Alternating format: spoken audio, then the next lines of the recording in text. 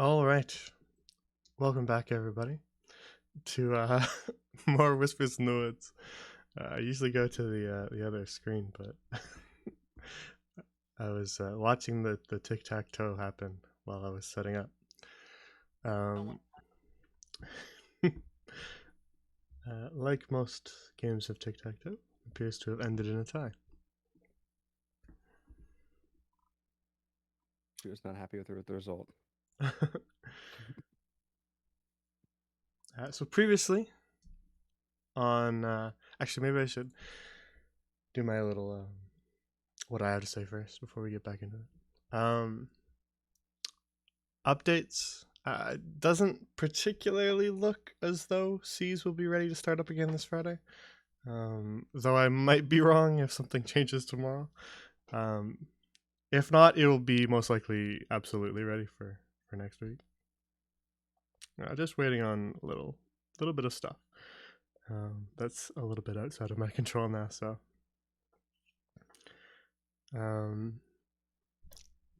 look for it probably next week, if not this week. Just some last little stuff that needs to be wrapped up, but yeah. And as for Silversong, put sort of the finishing touches on my end of stuff to be ready in the last couple days. So I'm just going to plan a assistance here with them, and then get started as soon as we can. So you can look forward to that in the next couple weeks as well, because should be ready pretty soon. It'll all just depend on what day works for everybody. So we shall see. I'll be talking to them about that probably tomorrow, because I don't want to send a bunch of messages when it's late at night. But yeah. So okay, keep talking. So that is what is coming up on the channel. Soon we'll be back to 3 streams a week. It feels weird to do only one, but the extra time has given me a lot of free time to work on future stuff. Stuff that I'm not allowed to talk about, but that's all I can really say. I'm not letting myself talk about it. It's not like I have like a CEO or something like that who's got me in some sort of agreement, but I'm not letting myself talk about it. But yeah, so it's given me quite some time to work on it, and it's made tons and tons of progress now. So I'm excited about that stuff too. So the free time, while it feels a little weird to not do as many streams a week, has been beneficial overall for the long term stuff.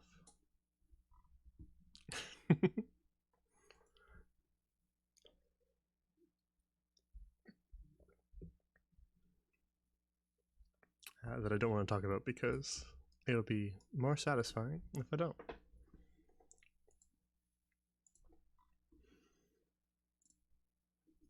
I'll let you guys look at their drawings while we Martos is back. Okay.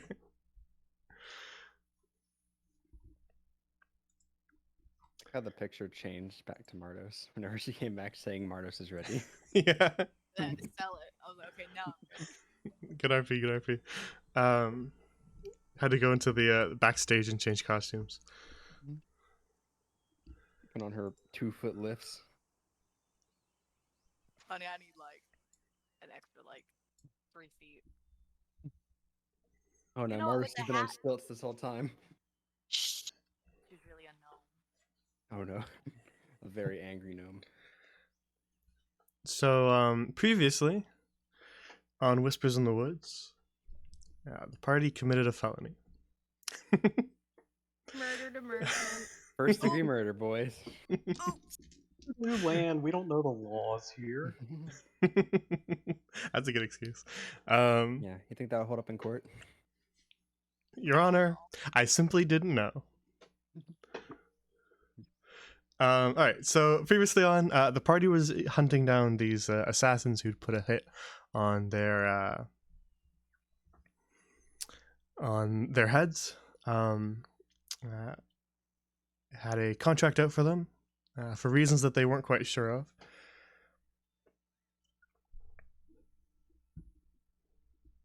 And so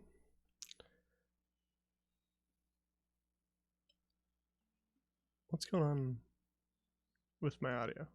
Something weird. Audio sound fine to you, chat? Audio sounds fine to me. Okay. Might just be a weird little thing that's going on. Let me check. Well, I don't really hear it. I trust chat. So whatever they say goes. They're in charge now. I saw something weird pop up and wanted to make sure it wasn't, but it's probably nothing. It was just like birds chirping and stuff. Should be, yeah. I just wanted to make sure that it wasn't like muting for them or something like that, or it's quiet though, so whatever. Let's continue. So hunting down those assassins, looking for information on why exactly they may have been targeted, led them into the swamp where the assassins seemed to be heading.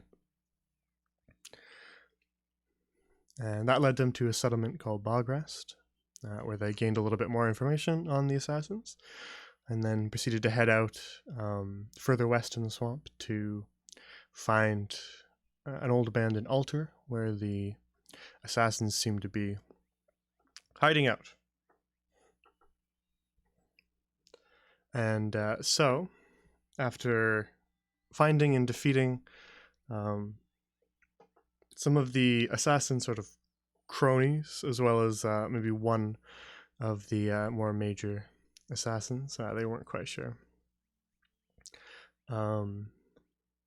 They headed back to town, and the felony in question was they had been offered a job by a shady merchant to steal a merchant's license badge from one of the other shopkeepers in town.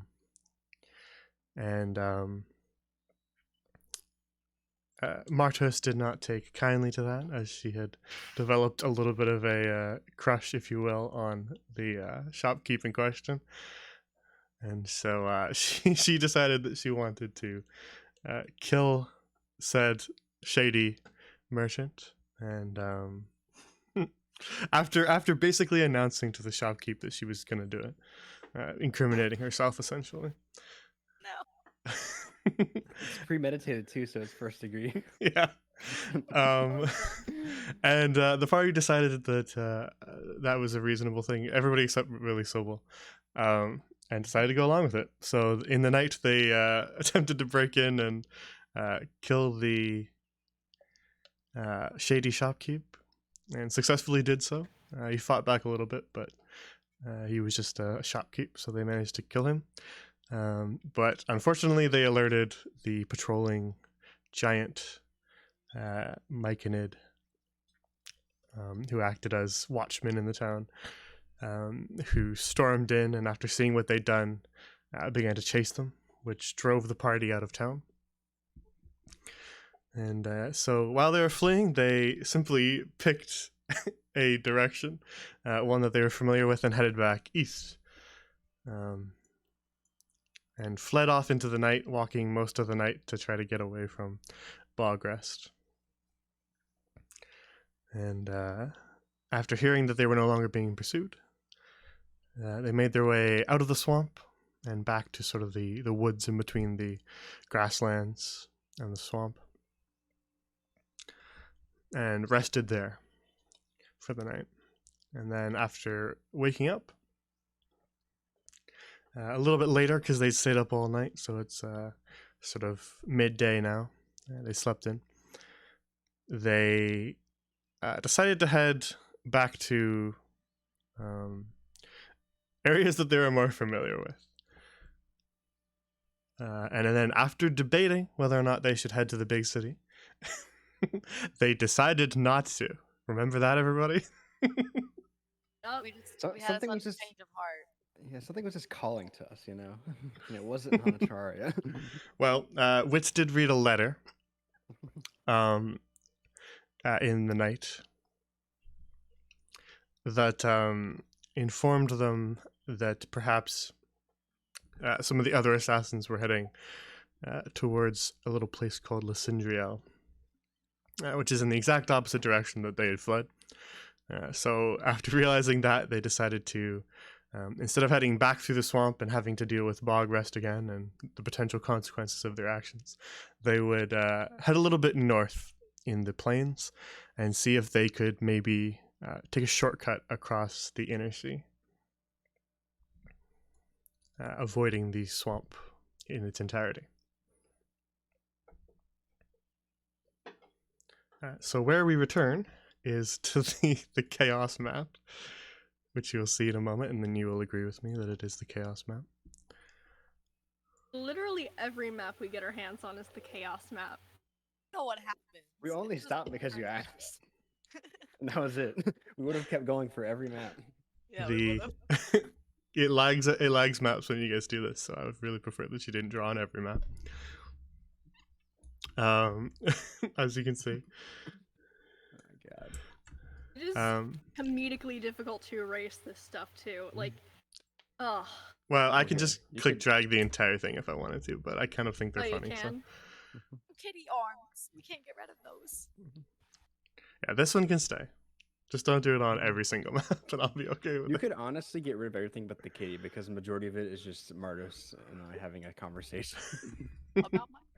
Yeah. I completely forgot about this conversation until I saw it again. We don't come to this map often, so I'll leave it.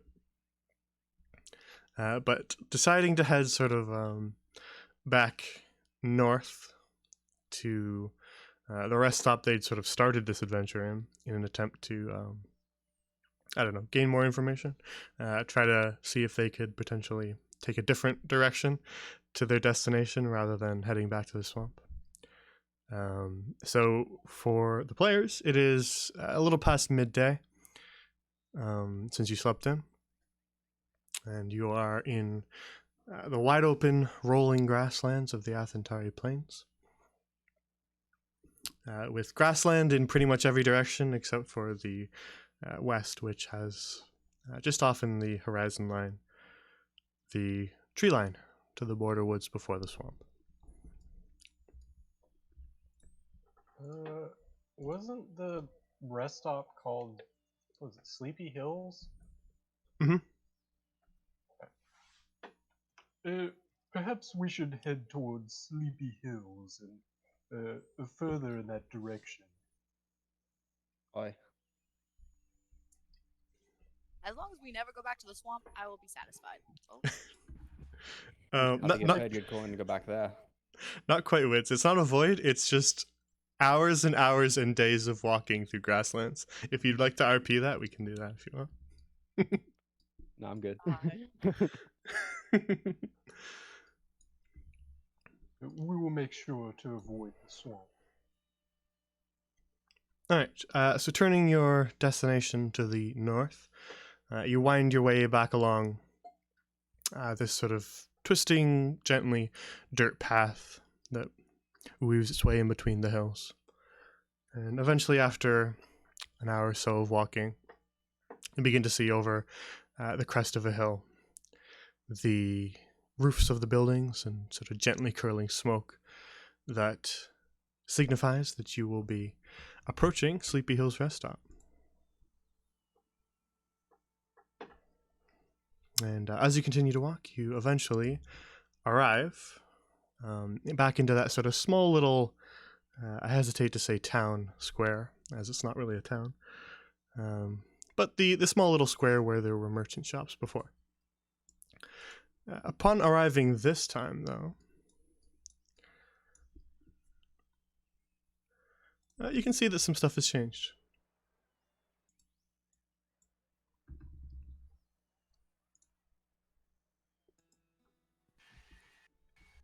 guys, I don't do well in social gatherings. Where there was once just sort of an open square with sort of trampled dirt from horse hoofs, there is now a series of tables that have been set up Some of the merchant stalls have been kind of pushed back out of the way.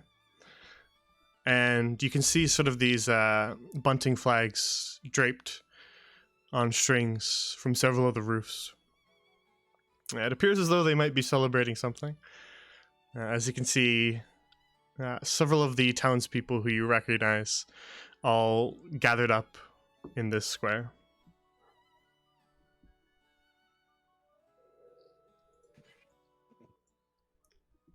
Does that look like a pie eating contest? That looks like a pie eating contest. Oh no. Wits, is this some form of human festival you're familiar with? Something like it. Everyone's different, but I mean, to me, they're more or less the same, just a different cause. I was never one for festivals. All right. So as you Food, after all. It is food. As you approach, you can see that the closest table to you has just sort of a spread of food. And then the table a little further past it has large towers of what appear to be pies, stacked one on top of another in the center table. The one beyond it has chairs set up only on one side and has a few different pies kind of placed in positions in front of those chairs. You can see two people already seated at the table, but there's room for more.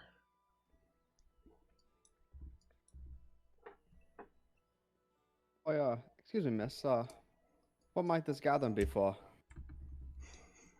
This is the Sleepy Hills Apple Pie Festival. You haven't heard of it? Well, no, ma'am, I'm not from these parts. Well, that makes sense. Every year or so, beginning of the summer, we have a little festival here in town. The orchards to the east bring their best apples, and we bake them up into pies and have a bit of a contest, as well as a banquet and celebrations off into the night. I say, quite lovely. Indeed. Helps build camaraderie amongst the small little community we have here. Well, it is small, but in my experience, those are usually the most closely knit. Indeed, small but cozy. All right, well, thank you.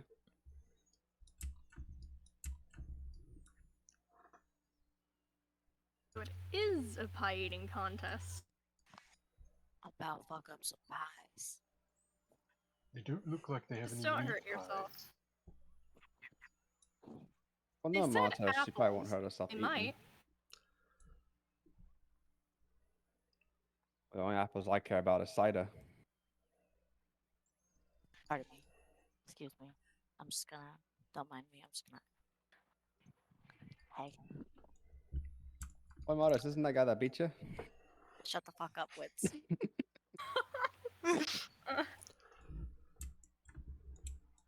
The barmaid from the tavern that you visited on your last time in this little rest stop approaches you, Martos, as you sit down in this chair. And she says, are you here to enter the contest? I'm here to win this shit. Well, in the spirit of coming together, it's 2 gold to enter. Bet I'm in. All right, and Do I win anything, or is it just about glory? well, What is the prize? it is mostly about glory and bragging rights for the rest of the year, but you do win the right to wear the Apple Pie Festival crown. And she kind of just gestures to this little table here. Can Mardos even fit another hat on her? I'll put that crown on top of the ram skull. The ram skull will wear the crown. We are gonna have to update her art. Well, Wow. regardless, look. it could be. She probably looks so fucked up by now. Oh, well, regardless, it could be fun. I'll give it a go too. Hell No, yeah, eh? Wits. 2 gold as well, then.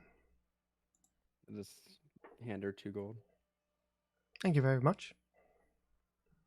He's gonna go and sit over here. She looks at the other two. Would any of you like to compete? We still have another seat. No, I'm just gonna sit and watch the show.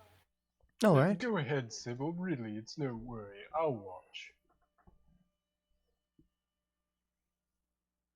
I don't even know if I can eat that much pie. Witch is gonna yell out to Draven. Oh yeah, Draven, how about you try some real food for once? Red. What you're eating is rabbit food. It's red. Yes, but not the type of red that I like. More of a crimson, really. I think it's like crimson apples to me, but okay, sir. Witch He's is kind gonna, of like, right though. You don't have a very balanced diet, Draven. That's why he's so Are you- scrawny. He needs to eat some fruits and veggies. Are you testing my eating abilities? I think we're testing your eating abilities. I haven't seen you get any vegetables in you. Or fruits. No, man, that's why he looks like how he looks. See how gray and pale and pasty he is? This is why. He does not eat his fruits and veggies. Witch is gonna be. Sybil, hold my backpack. Oh, okay. This will be interesting. Nonetheless, it'll be fun. I'm over here with medical support if any of you start throwing up. We support you and we love you. Witch is just leaning back in his chair with his feet kicked up on the table and still sad that there's nothing left in his flask. 2 gold, ma'am. Thank you kindly. Contest should begin in just a moment then, now that we have all our contestants. The other 2 people at the table, other than the 3 of you, is one of them is the rather rotund-looking man who you met on your first stay in Sleepy Hills. The other you don't recognize. He was one of the people who humiliated you at arm wrestling. He was the guy rubbing his shoulders after he won. The other you don't recognize appears to be a small little halfling woman. Quite short, barely even peeks up over the table itself. She intimidates me. Underdogs intimidate me. The rest sort of gather around as they see that the contest is about to begin. And a hush sort of falls over the crowd as they all await the barmaid to signal its beginning. And she just sort of looks across at all of you and says, all right then, everyone ready? Pie, Oi. pie. When you're finished with your pie, you just stick your hand straight up and I'll bring you a new one. All right? Understood. Your cutlery is placed before you. You have a fork and knife next to your pie that you have before you. And without further ado then, begin. Wait. I need rules. Do I have to use the silverware? You don't have to, no. Fuck yes. Continue now. I don't need mine as well. All right. Big games. Whatever your technique is, that's all right. Suit yourself. All right then. If everyone's ready, then begin. And as you begin to sort of literally dive into your pie.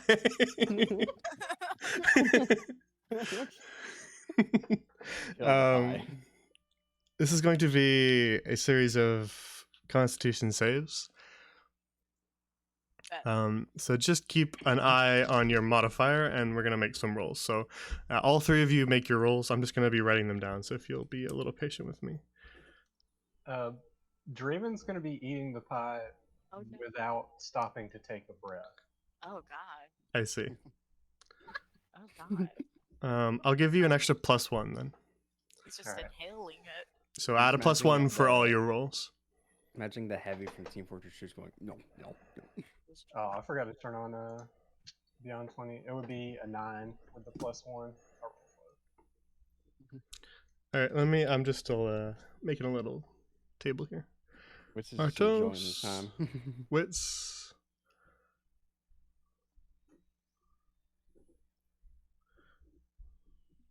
All right. So Wits, are you eating leisurely or? Just casually eating. Yeah. So Like, not.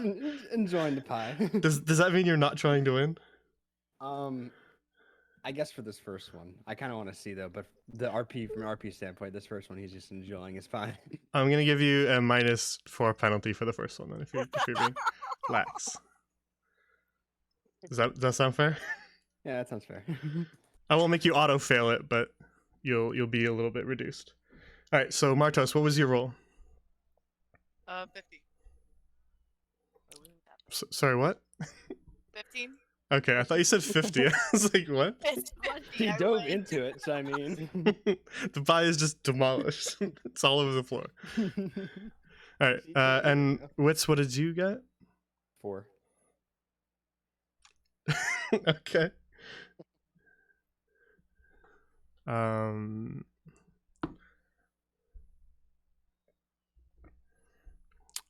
Draven with a 9 + 1, 10. No, 8 + 1, 9. Oh, okay. You added it for me. Thank you.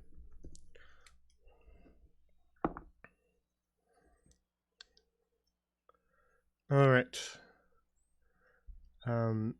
As we begin on this first pie, Martos dives right in and demolishes this pie far before anyone else.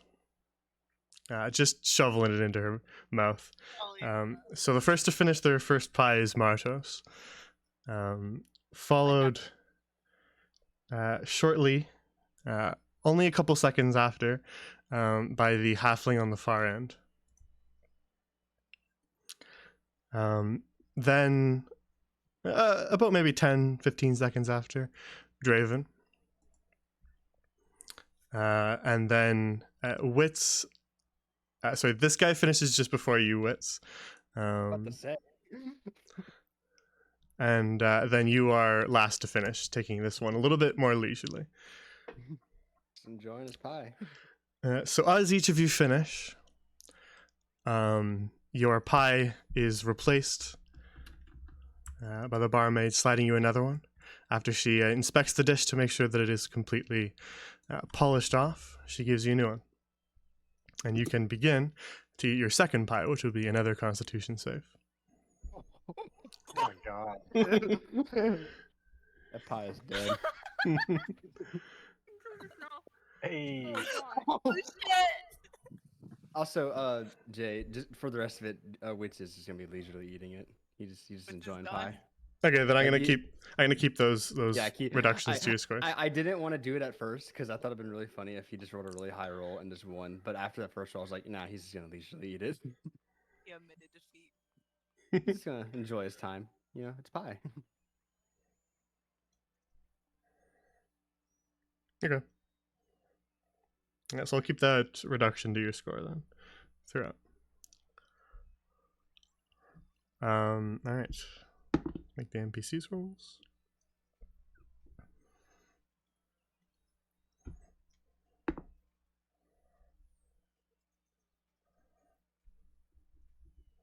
All right. So, on your second pie, Draven picks up speed a little bit, and finishes much closer to Martos than you might expect. Martos still slightly ahead just from the head start you had in the last round. But Draven is gaining on you, Martos. Back the fuck up, dude. I'm coming for you. But all of you did succeed the minimum check, so nobody is feeling full bloated or sick this round. Immediately after Martos and Draven finish, the halfling follows up, moving on to her next pie, followed a little later by Wits and the man in the middle. He was a little slower than you, Wits, now this time. Seems like the first pie didn't quite sit well with him.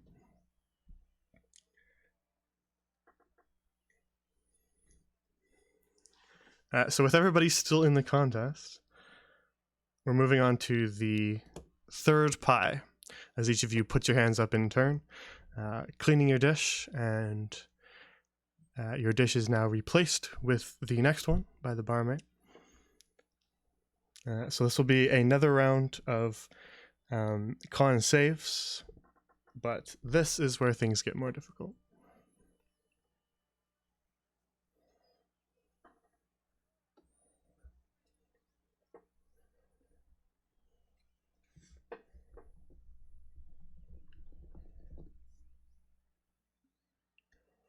All right.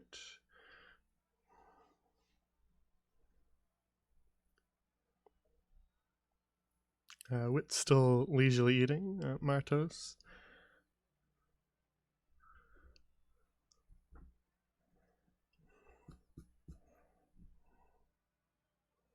Martos, you seem to be winning, but this little one beside me is just packing it away. I don't know where. I'm a little. I told you, I'm scared of that one.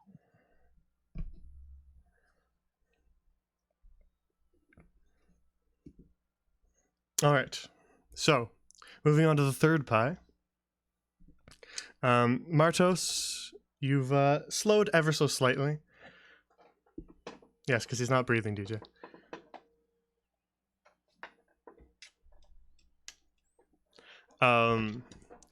You've slowed ever so slightly in this round, but Draven has as well. Wits, you're not really competing, so you're still behind everybody, but you don't feel sick at all. Everybody else is starting to feel a little bit full because they're shoving it back. You're much slower, but you're just kind of leisurely enjoying some pie. So you don't feel sick at all. Everybody else, Draven, the halfling finishes slightly before you this time, about maybe 5 or 6 seconds before you can. But Martos is still in the lead, but it's starting to become a little closer because you guys have slowed down. So it's neck and neck between the three of you, between Martos, Draven, and this halfling. So we now move on to the fourth pie. A failure here will result in you being removed. I thought I would say death. God. Yeah, you instantly die. Your character, That's the you first have to thing roll a new combined. character. Apple pie poisoning. This is the way you were wording it at first. So that's why I was like, I will die. I'm not feeling so well. Indeed. Shark, I don't feel so good. Damn. All right, Martos, that was a 19. Wit's still just casually eating away. It's good pie.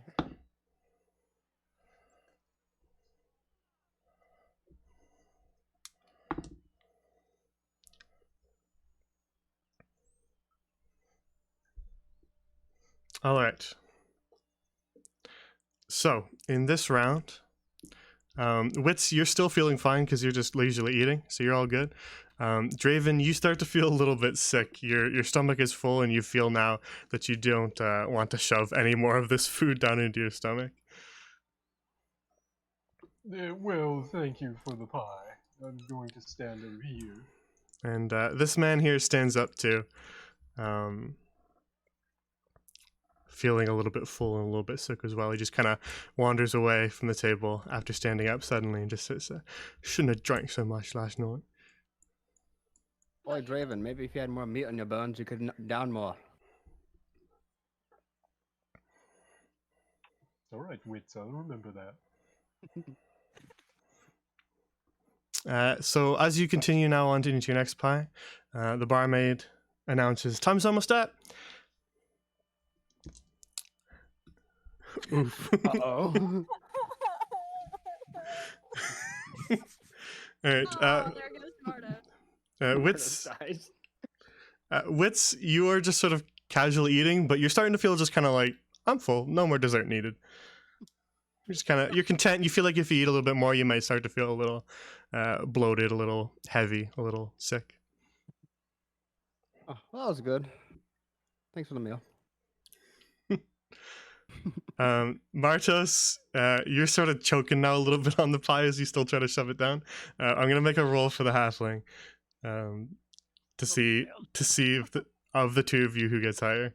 I hope you fail. And it's going to be the halfling. I hate you.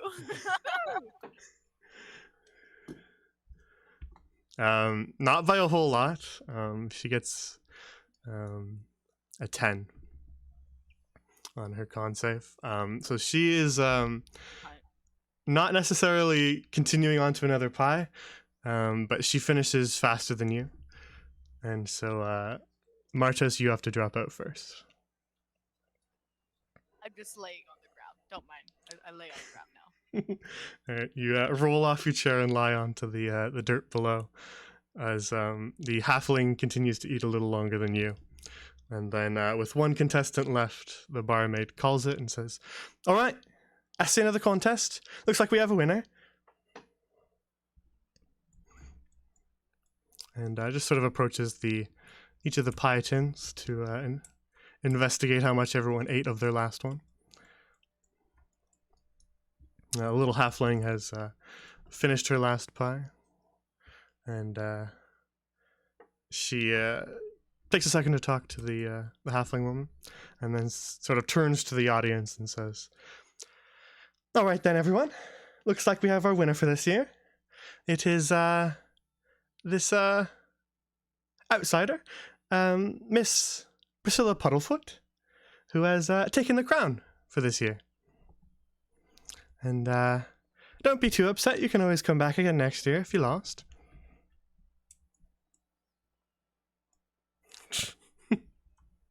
If you find me here in a year, then something seriously went wrong with my life.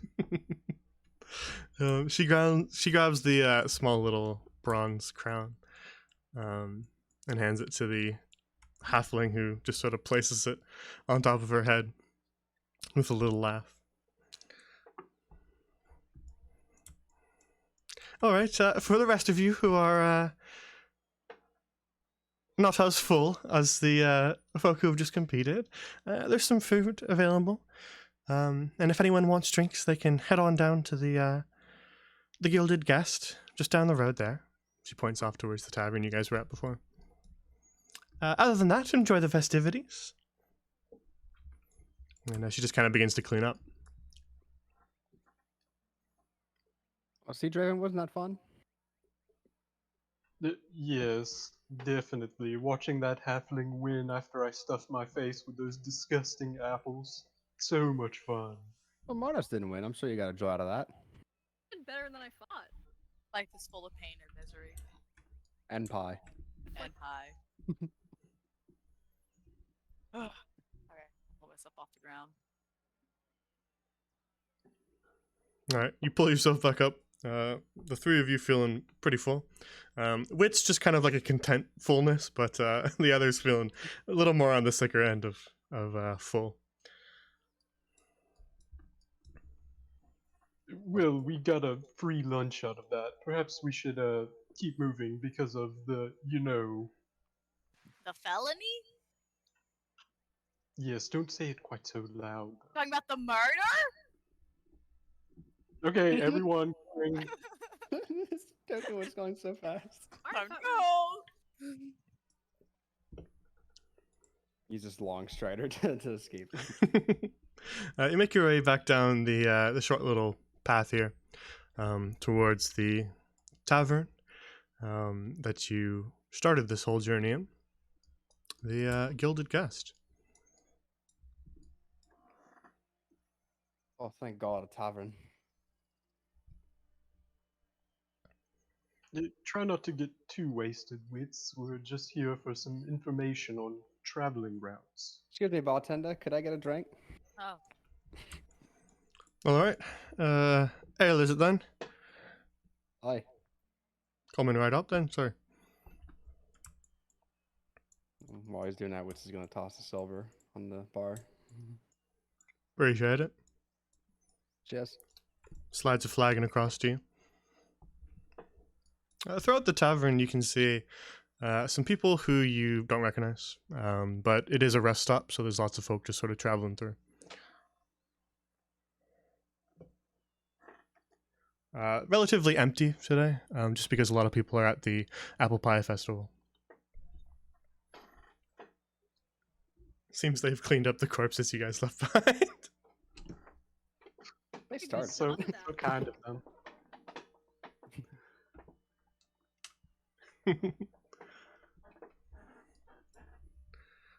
Draven, you're staring at the guy in the corner. He's sitting at the table in the seat where Cornifer sat. on your first visit here. Just sort of quietly, almost just muttering under his own breath, talking to himself. I'll approach. Not sit down, but just kind of walk up to the table. Pardon me, sir. He looks towards you. He's got sort of very messy hair. Looks up as you approach and says, "Ah, yes, can I help you?" Oh, just passing through. Just wondering if you had some knowledge of the geography of this area. Well, I've been doing a little bit of travelling around these parts, and suppose I have a bit of knowledge. What exactly would you like to know? Did Wits tell us about Lysindriel in character? I believe you did. Well, just looking for passage to Lysindriel. Preferably not through the swamp. Ah, the old Wood Elf City. Is that what you mean? Sure. Well, I haven't personally been there, but it can be a little bit hard to miss, what with the whole mother tree, they call it. The mother tree. And what is this? Well, once you approach, it's a big old tree, very hard to miss. A city's built right at the base of it. I see. It has some sort of religious significance to the wood elves that live there, but can't say I know much about it. That is good information. And what is the best route there, not through the swamp? Well, you seem intent on avoiding this swamp. Can't blame you, what with the crocodiles, but suppose you could take the long way north, but that would add a decent number of days to your travels. If you want a bit of a faster way, you could take a trip across the inner sea. What kind of dangers does the inner sea pose? Any particular wildlife there I should know about? Well, depends. Are you planning to swim across? It depends on if we find a boat. I believe there's an old pier just sort of northwest of here. Follow the path. Eventually you'll see the sea. And shouldn't be too hard to spot the ships on the horizon. I appreciate the information, and what is your name, fellow? My name is Valentine Voltaire. What's your name? Oh, my name's not important. But I appreciate the information, Valentine. And I'll lay a silver coin on the table. He just kind of shoots you a bit of a derisive sort of grin. Oh, thank you kindly, sir. Happy to help. Indeed, and you have a wonderful day. You as well.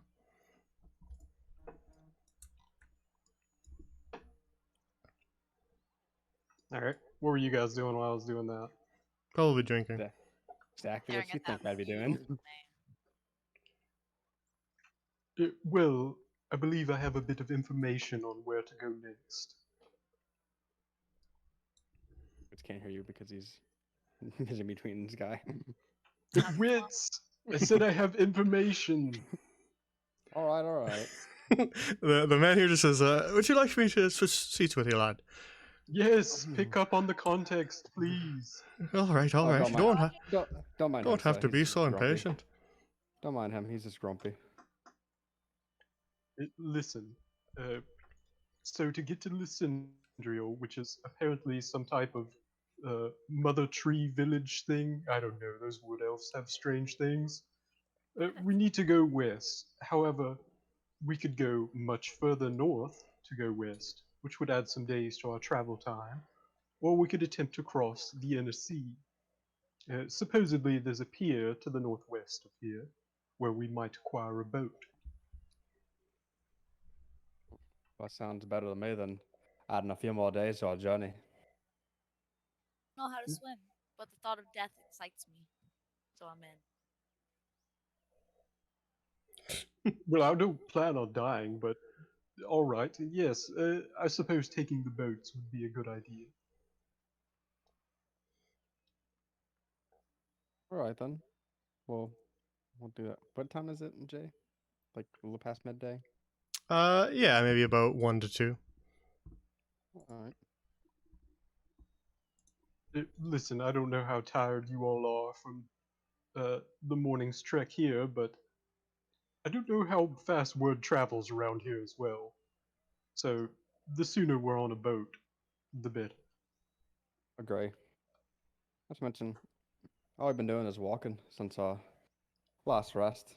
So, I mean, I'm in pretty good shape, especially since I'm full of pie. Yeah, I'm feeling great. I'm ready to head out. I'm ready to murder. I'm ready to fall in love again. All right then, it's settled. How poetic, Martos. There goes. Wits is gonna put a silver in his flask. Oh yeah, excuse me, Wits, sir. you Can I get fuck. one more for the road? All right. He grabs the flask and fills it with about the same amount about as much as will fit. Same amount as you get in a flagon. Hands it across to you. Take care then, sir.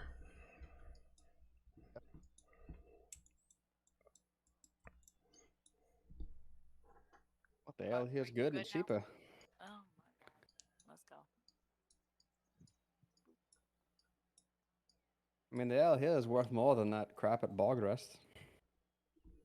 We never speak of that place again.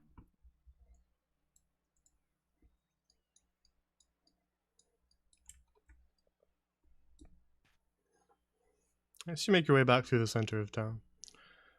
I'm gonna flick them off as I walk by. That's not very. They just kind of give you a happy wave. Oh, Wits is gonna look at this guy. Oh, excuse me. Which one are you talking to? This guy. Yes, was there something you needed?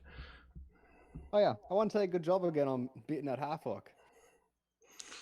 Yes, was drunk at the time, so a memory is faint, but a fond memory nonetheless. Oh, I bet. All right, well, have a good day. Cheers to you as well. Alright, I don't know how you did it, halfling, but I'm watching you. Oh, hey, you know us halflings. And she barely finishes that by the time you walk away. He just does a little like fingers towards the eyes and then fingers towards her thing. And then just backs away. She just kind of giggles and waves happily at you as you walk away. As you walked up, you can notice she was wearing the crown. It's just sort of like a small, almost kind of tiara shape. And engraved across the front of it, it just says Apple Pie Champion. That would look great on my ram skull. Just barbarian things. But you gather up your things and head north out of the rest stop, leaving the small settlement behind and making your way back into the winding, gentle rolling hills of the Athentari Plains.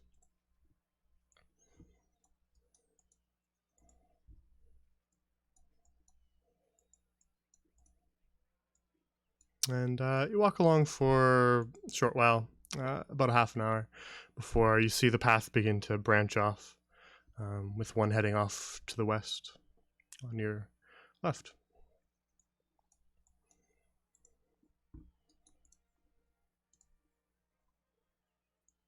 I believe he said to the northwest was the pier, so we should probably take a left here. I'm good All right with then. that.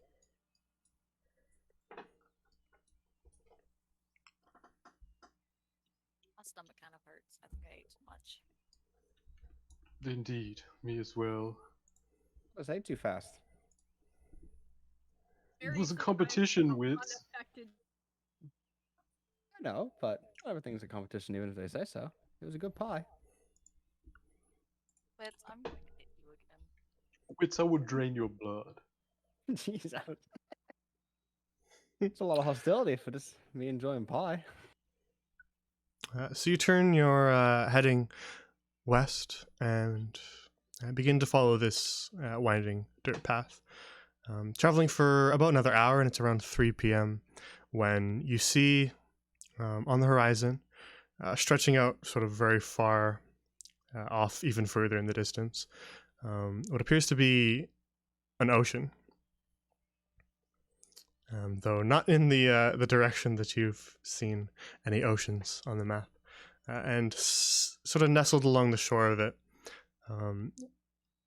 directly along the path that you're heading, is a small little hut, I suppose, not very large, and next to it you can see sort of a little pier and a humble little sailing ship.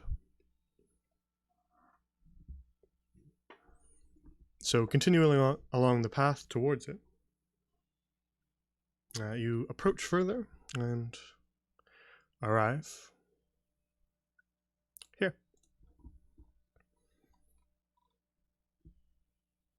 Oh, this looks horrible. I feel like I'm going to drown today. What is? Martos, you just stay on the boat. Just don't fall off and you won't drown. I see a crab. Oh god. Wait, does Wits actually see that crab, or is that just a? It's a little far shadow away. there? A little far away. Okay, never mind then. Can I roll a perception check to see it. Sure.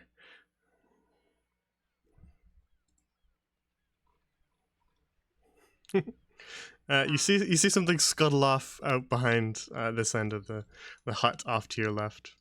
But before you, to set the scene, kind of standing on the pier, arms folded, is a black-haired elven woman with a rather small-looking sailing ship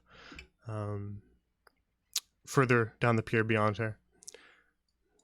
You can see another man sitting next to a small pair of rowboats, and he is just sort of sitting quietly and fishing.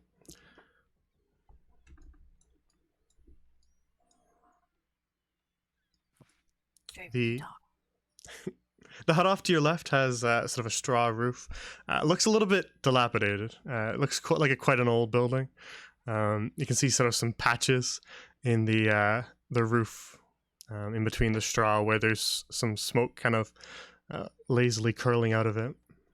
There appears to be some sort of sign above the door, hung by a chain, but it's sort of off kilter, slightly, and faded.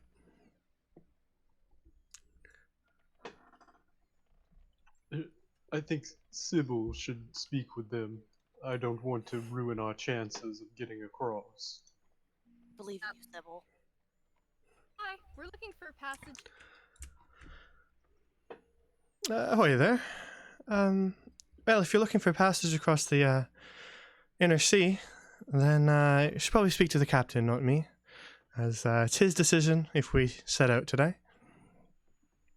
He's just inside. She just hooks her thumb off to the building on your left.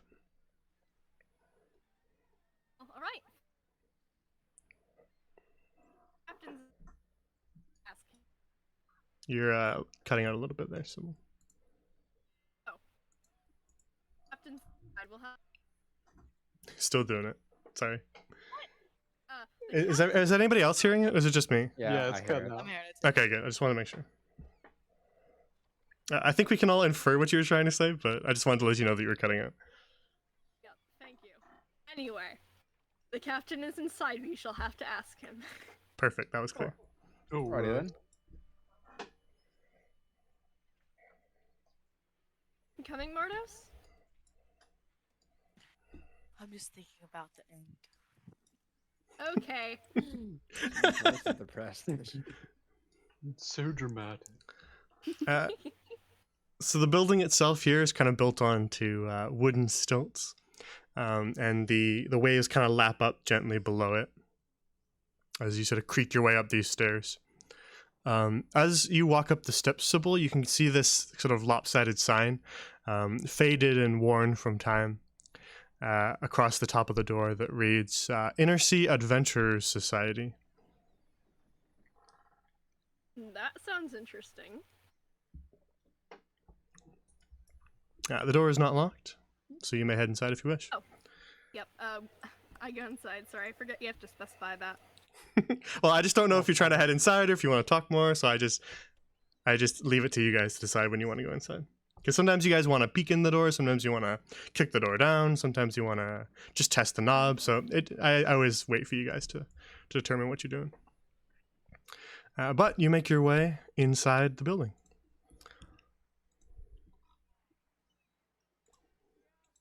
And inside Oh god. is more of the same kind of the worn wood of the outside, and the building itself from the inside also looks quite old. You can see sort of some sailing kind of memorabilia. There's an old sail hung on the left side of the wall, and an anchor sitting on the far corner. In the center of the room, there's sort of a lit cooking fire with a cauldron next to it, nestled in some bricks. It appears to be what was giving off that curl of smoke from the outside. You can see several people inside. On the far right, you can see an elven man sitting at a bar.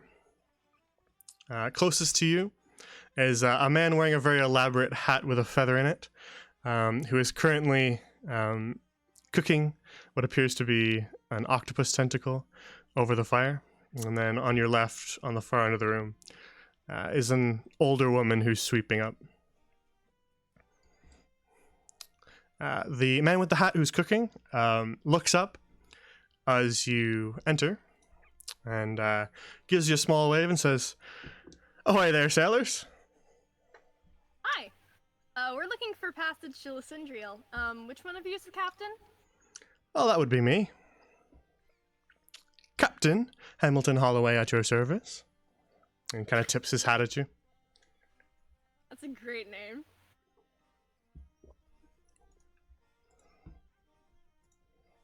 Well, we're not sailors, so that is why we seek your aid. I see. Well, wasn't planning on setting out today, but suppose if you have the gold to pay for it, I can make an unscheduled journey. How much would that be? Well, that'd be about, just kind of, 1, 2, 3, 4, counts you all, 8 gold each. Oh, that's not very bad. Make it 4 gold. Not bad at all. I'm throwing Rados.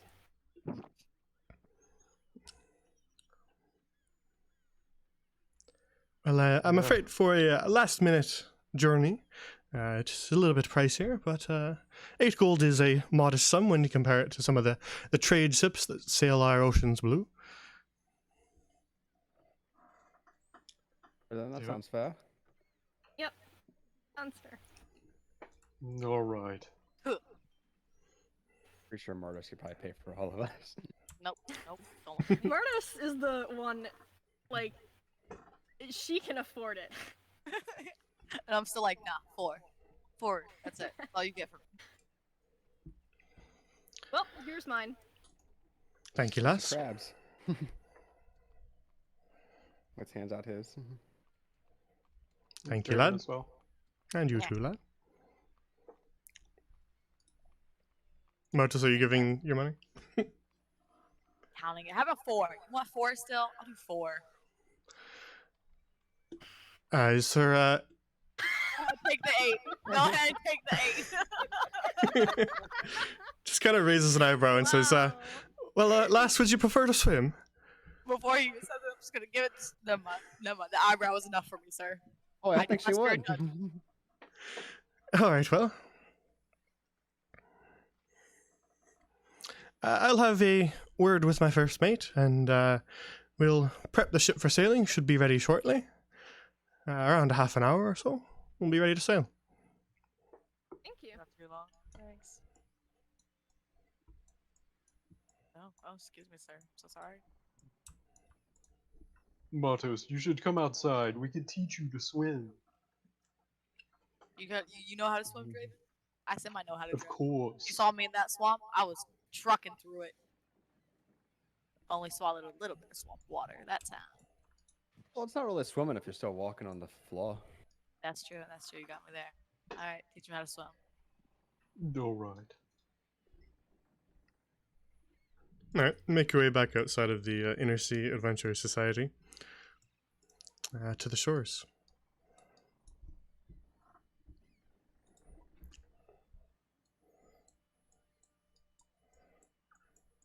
Hamilton has made his way to the pier and is speaking with the elven woman that you saw that was standing on the docks. Sybil Wits, do you know how to swim as well? I don't. All right. None of us know how to swim. Raven. None of We us should know. probably It'll be address this fine. before we go out on the water. Or Are you shouldn't be that sure? hard. Do I gotta undress? Do I gotta take? I have poison pocket flower. Is that gonna be affected by the water? It might Pollution. float Maybe? out. First a felony, sure. now pollution. When does it stop, Mardos? God. Just don't worry about it. Come out here. Just wade Look, into the honestly, water. Can someone else come with me? I don't really trust you. You know what? Never mind. We committed but- murder together. I trust you, Draven. You have my full trust. I've been in enough water. I think I'll pass. How deep is this? You know, I can still see the ground. I'm okay. Which is gonna hang his feet off the pier while watching. It's it's the shoreline, so you can wade your way in as deep as you want. A little nose in. Alright, and once it gets a little too deep, just take a deep breath and then slowly lie down on your back. You should float. Draven, straight up trying to Will murder me. Mardos? Sybil. Mardos is covered in skulls and metal, I am sinking, sir. I do more than just float. and Sybil has an obnoxiously large winter cloak on, so. This is a Um, horrible idea. Wits, after looking at his clothes and Might seeing that take they're that quite off. dirty from the swamp, he's just gonna just hop into the water. Okay, see, look, we got this, guy. We got this, guys. Oh Yeah. yes, take off anything heavy first. The water will only weigh you down. My whole body is heavy. What am I supposed to do with that? Take it But off. No, don't do that. It should work for you. Just take a deep breath and lie back, and you should float. And once you feel comfortable lying back, you can take a deep breath and lie forward. Hold up, I got some long ass legs. I'm still touching the ground. Wits isn't paying attention to Draven. He's just trying to wash all the dirt from his clothes from the swamp. So, Draven, as you kind of round the side of the boat here, you kind of get a glimpse of, can take in the full sight of the inner sea before you. It is sort of too large to be a lake, too small to be a sea. And the waves themselves kind of, they sparkle, but not with the usual sort of white sparkle of the refraction of light, but with an odd sort of green sparkle.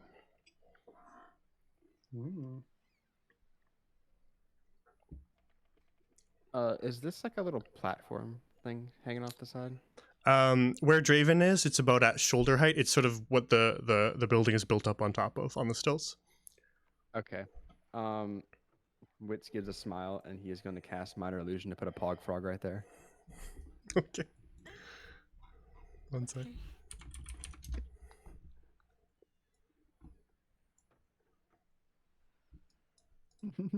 There he is. All right, a small frog appears on the perch next to you, Draven and Martos. And it'll make a Goodness. ribbit noise. It'll make a ribbit noise too. Gonna do that? Do the noise, Wits. Do the noise. Do the noise. Do the noise. I regret being the an amazing noise. wizard. I really do Do at this the point. noise. Wow, that was impressive. Okay, fine. Good all job, right. Wins. Ribbit. What the fuck? I'm not gonna be able to do it, so might as well do it wrong on purpose.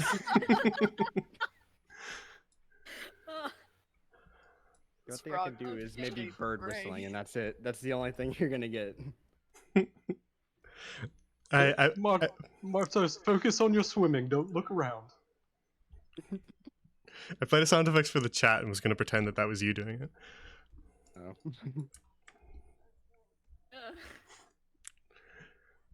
All right, now just lie down and kick your legs. And Draven will like offer to like hold her arms while she kicks her legs, lying on her back. I drown.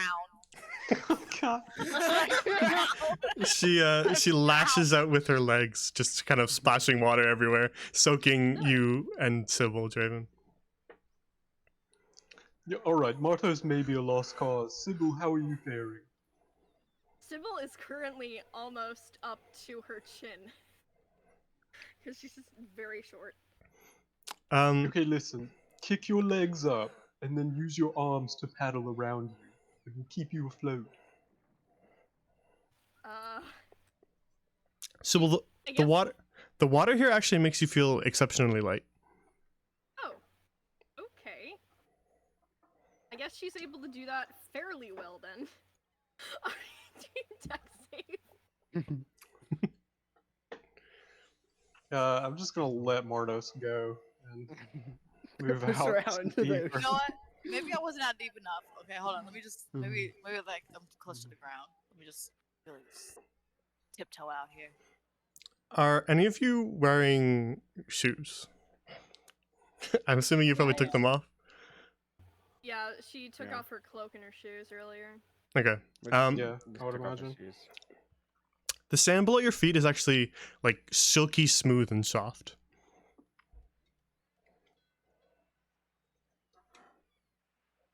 It's quite comfortable out here. Look, I'm doing it. Good job, Martos. Martos Now- manages a donkey paddle for a little bit. Now, the next trick is to move from one place to another. I'll move So, back to in shore. order Fuck to do this. that, Fuck this. you Nope, have nope, to- I've already got it. Dog paddling back to shore. No, she's doing so well, look. I see. She needs Yes. spears and motivation, and then it works. Victory or screech.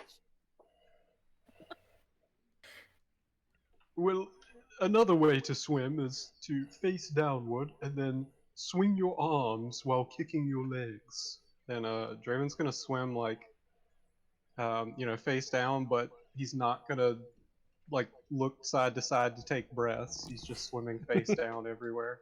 Okay. Oh, I guess I'll give it a try. You get it wet, you drunken fool. Draven, do you have your eyes open? No. Yeah, he does have No, his sorry, eyes. sorry. Oh, that's terrifying. He's just Um, looking down on God. the bottom of the water, or at the bottom of the sea. As you sort of look at the sand, it occurs to you that the sparkle is actually coming from the sand itself, not from the refraction of light on the waves. I'm gonna take a dip down there and grab a handful of it. All right. Which is gonna swim with the 16 death save, if that passes at least. Draven, you sort of scoop up a handful of this really soft sand and bring it back up to the surface to be able to examine it a little bit. It is soft and more pale than your typical sand, less grainy as well, very, very fine grain, which sort of gives it its very gentle softness. It almost seems more reminiscent of what you imagine powdered glass might be over sand itself.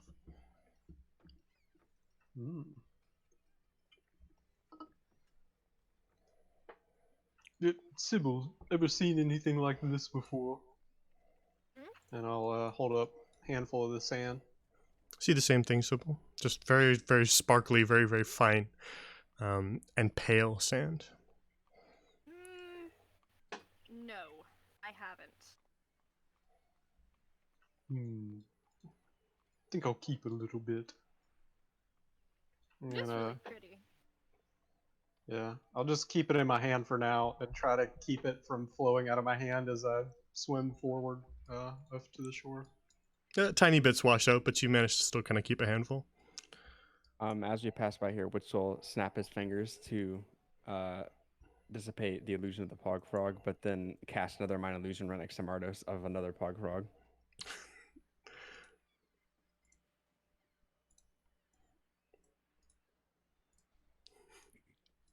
There you Wits, why is always the frog? Well, you gotta roll an end save first before you can say that. You already. Oh, okay, never mind. You do know. That was mine. Oh, that was yours. Okay, never mind. Oh, oh, oh. Oh, oh, oh. Yeah, you don't know. Ah! Put my hand in its mouth. And then, Lips. Uh, They're just and- up there. did you hit it? No, I'll put my hand in its mouth though. Oh, then. Oh, you can't hear me pop. Never mind. Mm-mm-mm. Yeah, but it's gone now. So. It's gone. Yeah, whenever you touch it, it disappears. If I just put my hand in his mouth, I don't touch anything. Just like wishing around of nothingness. I mean, I'm gonna say whenever I made the illusion, the mouth was closed. Madness. Listen, I don't expect you all to be expert swimmers after half an hour out there, but hopefully, at least in case anything terrible happens to the boat, you all will survive. Well, I shall hopefully the dog sea it. ain't too big. It won't take long. Indeed. So as you sort of pull yourself up onto shore, spend a little bit to sort of dry some of your clothing. As the two crewmates, the captain and his first mate, finish up preparing the ship, and then before not too long, you hear him call off from up on the deck of the ship. All right, lads and lasses, we are ready to set sail. So climb aboard. Hell yeah. This seems horrible, sir. It's a lovely boat you got, though. Not to worry, the inner seas are peaceful. There's not even any pirates.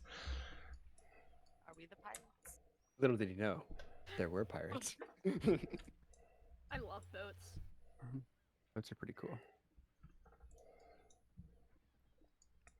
So with everybody making their way aboard, the first mate pulls up the boards that allowed you to climb up, and then the captain will take his place.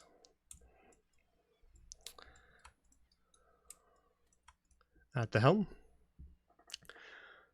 And then pulling up the anchor and unfurling the sails, the boat will begin to lurch forward as you set sail into the inner sea. And let's go.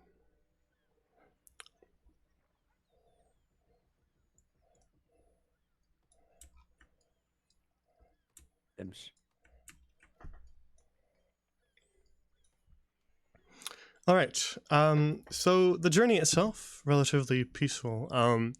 The waters of the inner sea, still out this deep, also give off that same kind of green sparkle as you gaze out towards your destination.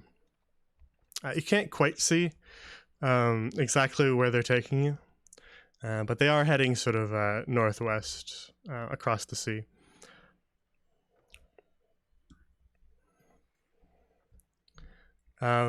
The waves are not too violent. It seems to be a relatively peaceful sea, in spite of the fact that you're still getting a pretty good wind. But let's see how good. Pretty good. All right. So you travel along for maybe 40 minutes. Mostly peaceful, just sort of watching the waves. The boat you're on is relatively small. And there's no sort of cannons or anything. It's not a large galleon. It's just a small little sailing ship. Effectively crewed by two people. Occasionally, the first mate will just have one of you, all right, can you hold this rope here for me? And just get you to hold on to something as she goes and takes care of something else. But the captain himself just kind of steers. Yeah, if you want to, Draven, you can make an apple pie rocking boat con save. Oh. All right, you're keeping it down. No, it seemed to have gotten my sea legs. Martos, you can make one too if you want. You feel a little bit more green than usual, Martos. But not violently sick. It's Is okay. Witch, she's still is going Witch to keeping it go. down, or is he rolling too? You didn't eat nearly as much as everybody else. You just kind of ate a comfortable amount, so you're not that bad off. You can if you want, though, I do want. based on RP. Go ahead then. Okay, you're feeling seasick. It's hitting you a little bit. All the food that you ate starting to feel a little nauseous. Witch is gonna drink some of his ale and me trying to make it feel better. All right, you sip some of your ale as you sail the waves of the inner sea.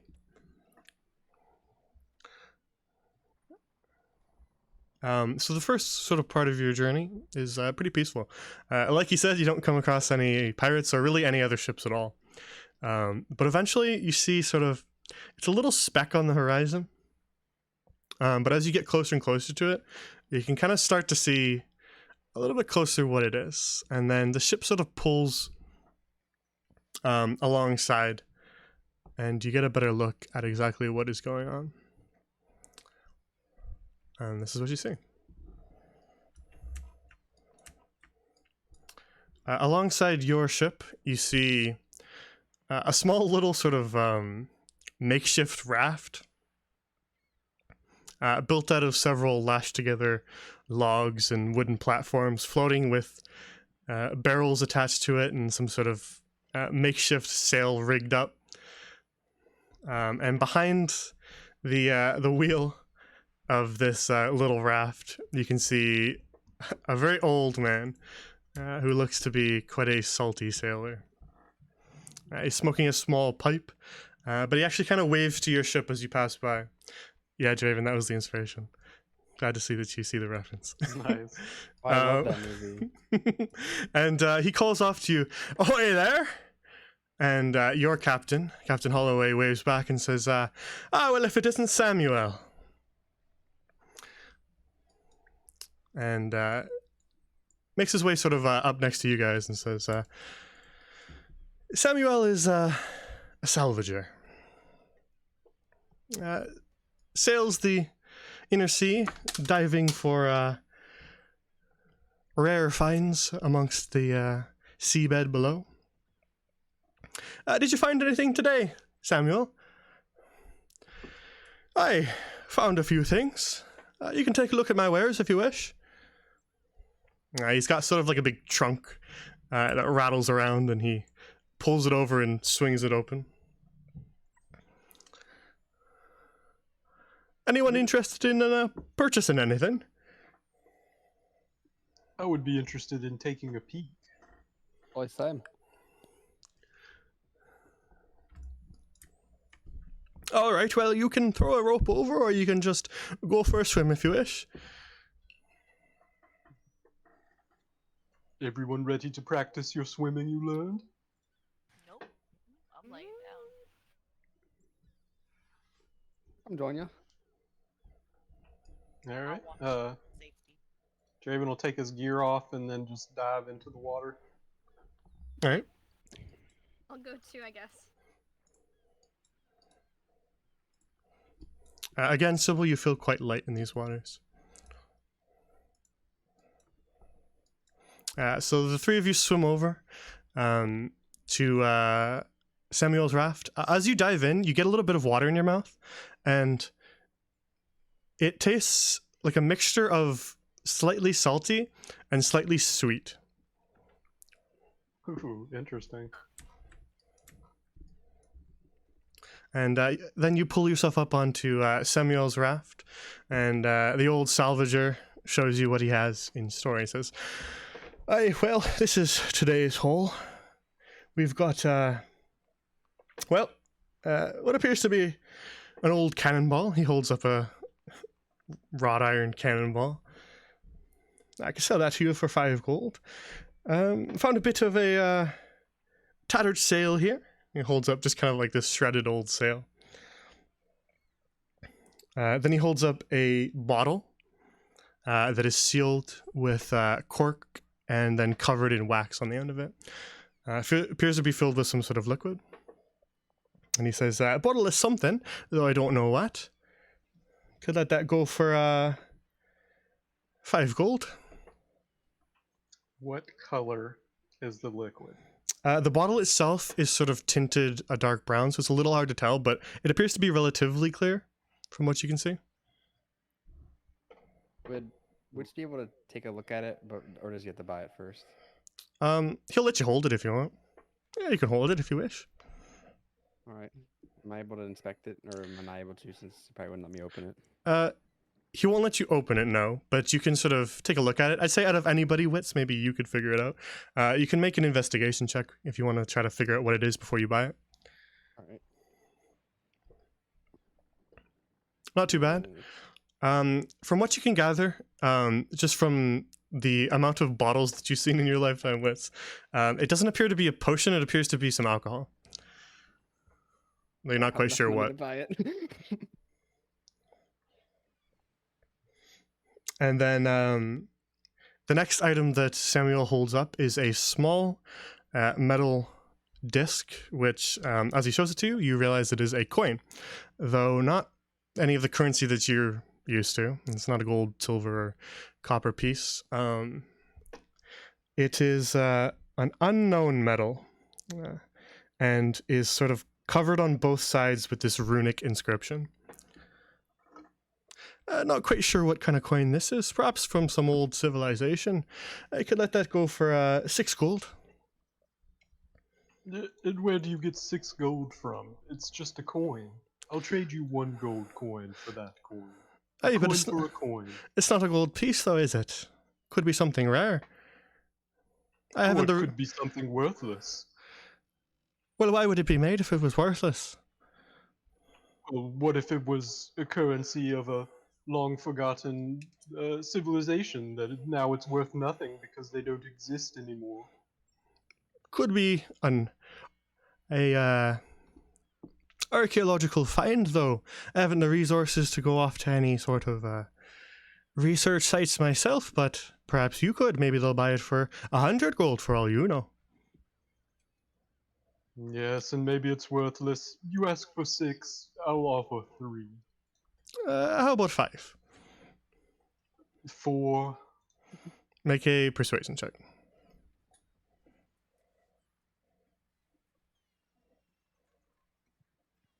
All right, 4 then. Done deal. He hands you the small runic coin. And the last item I have on me is he kind of holds out a little handful. He's holding 3 small triangular serrated teeth. Appears to be some old shark teeth.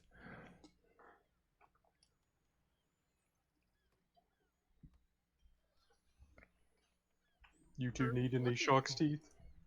Nope. I don't think so. How much for the shark teeth? Yeah, we're lucky Mardos is Marta's just cost. How much for the shark teeth? How much for the shark teeth? Gold each, lass. How many shark teeth you got? There's 3 of them here.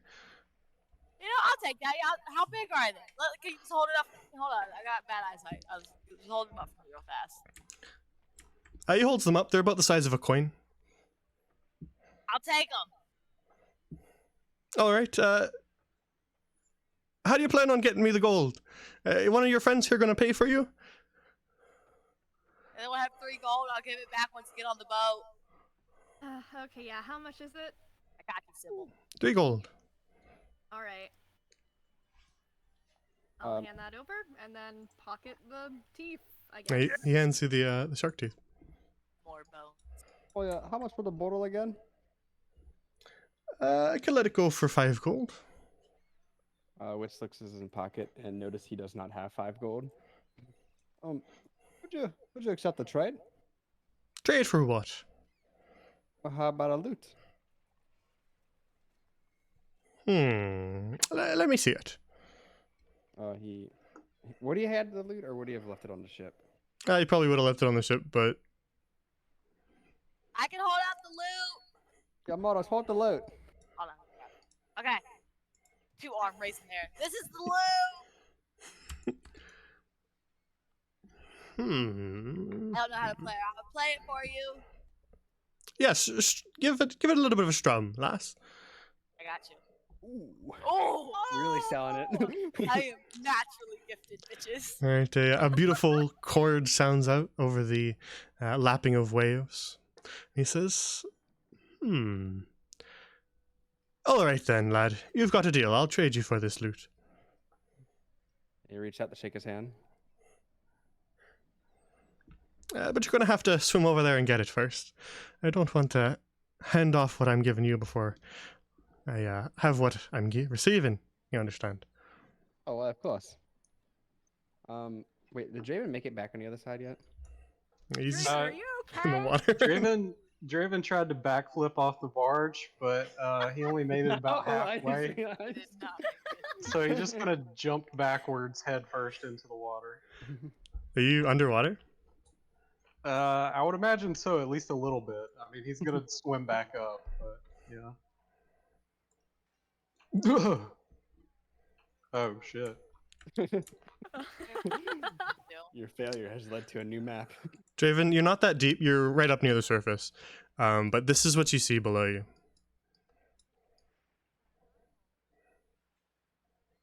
Even in sort of the depths of the waters, it's still actually relatively bright.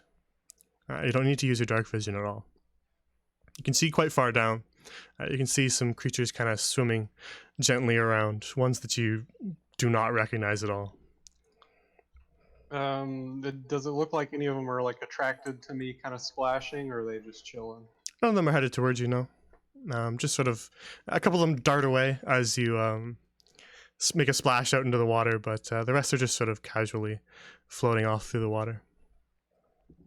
Okay. I'm just gonna swim back up and let the party know. There's plenty of dinner in the water if we get hungry again. Are you talking about salmon? You know, there was some. Well, I don't really know what they are. I haven't seen any of them before, but there's definitely creatures down there. Well, we've learned that any creature that exists is something you'll eat, so I'll just take your word for it. That was sounds- elegant, Draven. Draven, do you think your bats can bring me that loot? Kind of grew attached to the loot. Loot? Stringed instrument. Sure. Played it so beautiful.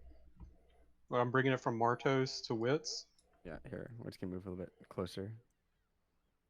Yeah, just it needs to be like 30 feet. Yeah, that's perfect.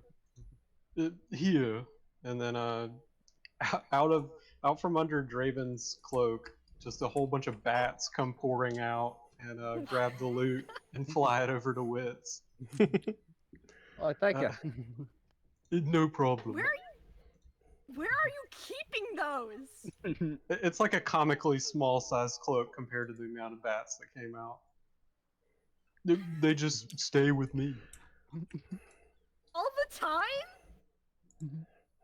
Yes, they are nature spirits.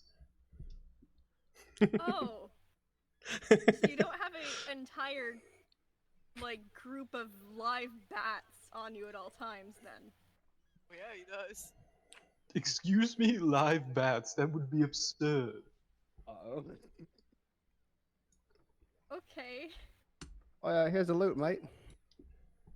Aye. He sort of takes it off your hands and turns it over again. Indeed. All right, then. Here's your bottle. All right, cheers. Cheers to you as well. You know, Mardos, if you want to pursue your musical talents, I have a flute. Let me try it. Let me try it. Okay. Good job I feel swimming. There's a rope ladder that they use to sort of help you back up onto the ship here. It's not the same, but it's pretty nice still. I'm sorry for your loss. It's okay. The loss There'll of be my more loot. All right. Yeah, so you have the bottle. Martos, I suppose Sybil handed you the shark teeth. Yep. And Draven, you have the small coin. Wits is gonna open the bottle and take a sniff of it. All right. Smells like rum. He's gonna take a sip. It is rum. Ooh. He's gonna put the cork back on and save the rest for later. All right. Yeah, while we're traveling, would Sybil or Wits, would you like to possibly detect magic on this coin?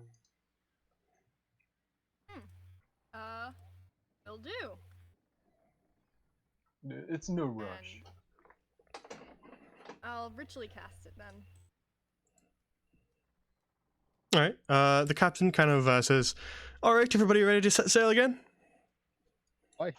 Yes. Believe so. All righty Yeah. then.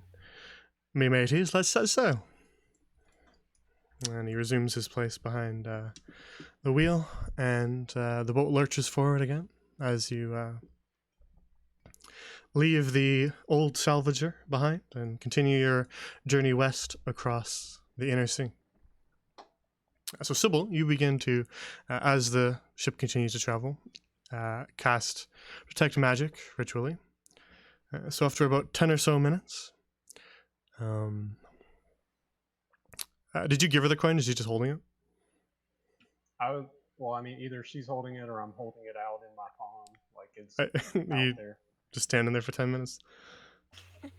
Yeah, well, I'm kind of checking it out too. And I got nothing better to do. All right, Sybil, as the spell finishes, you feel that there is certainly magic coming from this coin, but it is confusing. It appears to be something loosely related to conjuration, but every time you try to figure it out or sort of like tune in on the exact type of magic, it gives you a headache. You feel your head kind of throb. That is a convoluted coin you have there. What do you mean? It's kind of all over the place. There's some conjuration there, but mostly it's a literal headache. Like a magic spaghetti. All the noodles are different, whatever. Well, I don't know what spaghetti is, but sounds interesting. Maybe I'll just keep it for now. Yep, I'd hold on to it. You never Might know. It have might be to worth use more than later. 4 gold. Yes, I hope so. No, thank you, Sybil. No problem. Anytime. All right. So the boat is going to travel for another hour or so. Anybody want to do anything? I nap now. I'm admiring the view. Martos, there's a small cabin below through that trapdoor, which has a hammock or two if you wish to use them, but you can nap up above. I want to feel the sun Mm-hmm. on my skin. All right. Yeah, if you go down below, it can make the seasickness worse. Oh, Um, that's good to know. is this little like half wall on the ship like a full wall, or does it have like an opening at the bottom of it? It's about maybe hip height, just kind of belly button, maybe a little higher. And it's sort of a full wall and then some small kind of almost like battlement shape outcroppings along it. Could you fit legs between them, like in the hole? You could lean against the railing, but I don't think that, unless you want to sit on the top of it. Okay. I guess Witch will just kind of lean against it. Or actually, he's not gonna. He's just gonna come back here and just kind of watch what the captain's doing.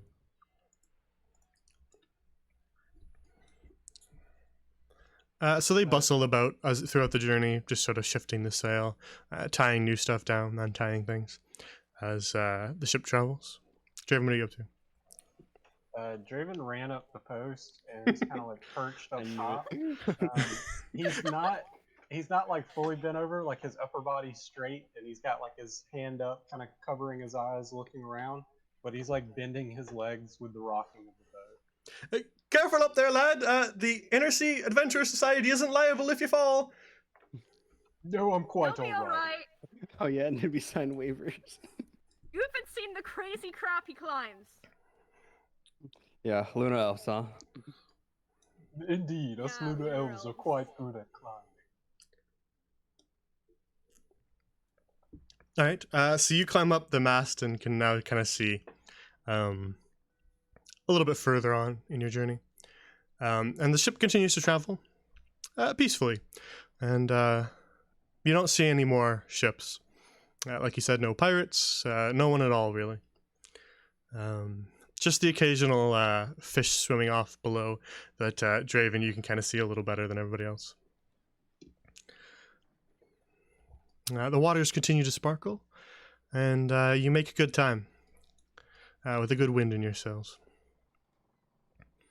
And eventually, Draven, you're first to see it. You can see sort of a tree line in the distance, recognizing a forest, and then sort of beyond it, you can see sort of like a mist or a fog way, way in the distance. And within that fog, just sort of this massive shape. The Land Ho, and I believe Lysindrial Ho as well. It seems there's something large in the mist ahead. Indeed, lad, we've made good time. Well, Lucky there then.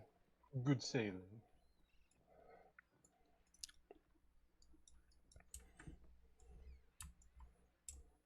There you go.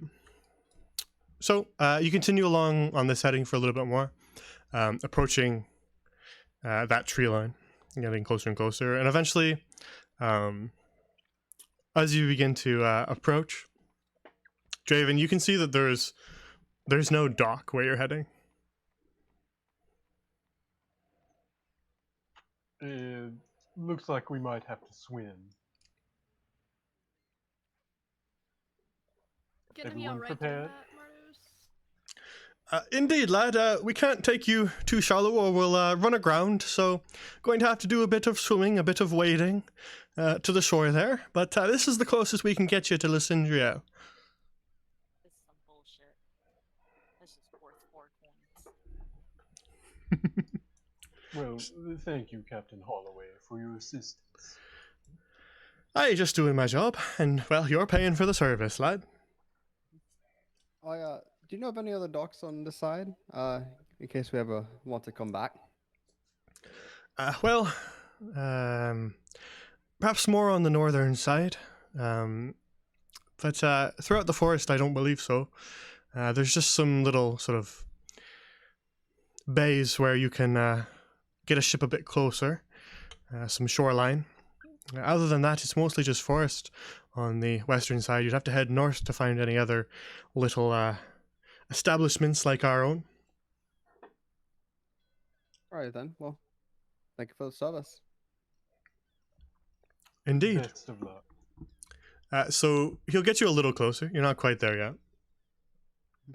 But he cannot take you all the way, as they'll run aground. So he gets you in a little bit closer and then sort of brings the ship to a stop, throwing the anchor over the side, lashing up the sails, and says, all right then, new friends, this is where our journey ends, so we have to do a bit of swimming from here on out. And he kind of comes up to you, Sybil, who's closest, and hands you his spyglass and says, you see just there? And motions for you to use it. Yeah? There's a little inlet there, and there's some shore that you can climb up on. I don't think you're going to want to be climbing up the cliffs, so make use of the shore. Alright, thank you. Not too far of a swim, but watch out for the jellyfish. Ooh, we'll do then. Oh, it's her. You gonna be okay, Mardos? I'm only Sorry, slightly panicking. Matos, I have an idea. Draven will summon forth his bats again and have them kind of split up and attach one side to Martos's left bicep area and the other side to the other. I Water call these wings. Water wings. Okay, I'm sorry, I spoiled your joke. I didn't know you were going It's there. all good. It's all good. So they Amazing. can carry up to 10 pounds, so that's just a little bit keeping you afloat there. This is gonna be great. All right, they'll help you a little bit then. All right, everyone in. And Draven dives forward, Loosh. just swimming straight face down, straight ahead. That is so scary, Draven. You're just basically a shark. Just cutting through the Yeah. water. He has like one bat perched up on his back to look like a fin. All right. So you dive off into the waters. Again, the waters are pretty clear and light. No matter what the depth is, they're still quite bright, and you can kind of see down quite a ways to some of the sand below you. And it's not incredibly deep, but it's still over your heads here as you make your way a little bit closer to shore. And as you approach, you actually hit a sandbar, and it shallows up a little bit, and you're now at about shoulder height in the water as you feel your feet touch ground. Draven, actually, while you were swimming with your face head like straight down in the waters, can you make a perception check for me? Just Sure. occurred to me that you had your face down in the water and were looking down. Yeah, 1 second.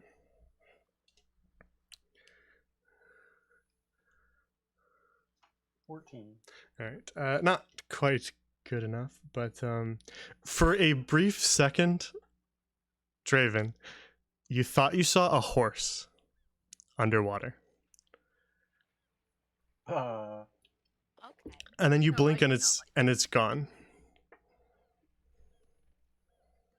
I don't even know how to react to that. Guys, did you look down while you were swimming? No, I was trying to brave. No. I am attached to bats. Who was it like I did? Listen, you might not believe this, but I saw a horse down there.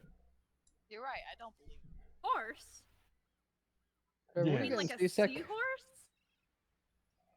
A seahorse? One of the little dudes? Yeah, the little fish that curl around things. Those seahorses. If it's a fish, then how is it a horse? Yeah, that sounds a little strange.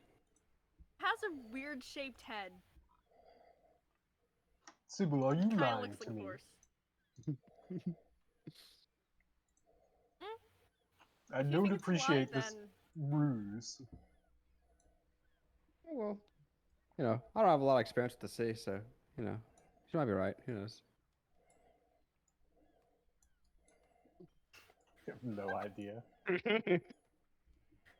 I don't know, maybe it was a seahorse.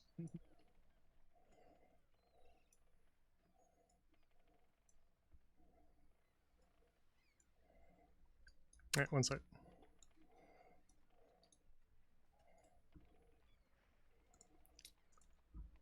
Okay.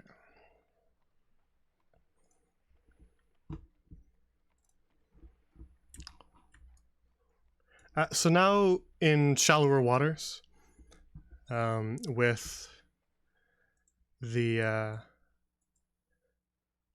water level only around at your shoulders, you can choose to touch your feet down and wade now. But there's still a little bit of a stretch before the actual shoreline. Though you are getting pretty close. You can kind of see the trees now up taller than you.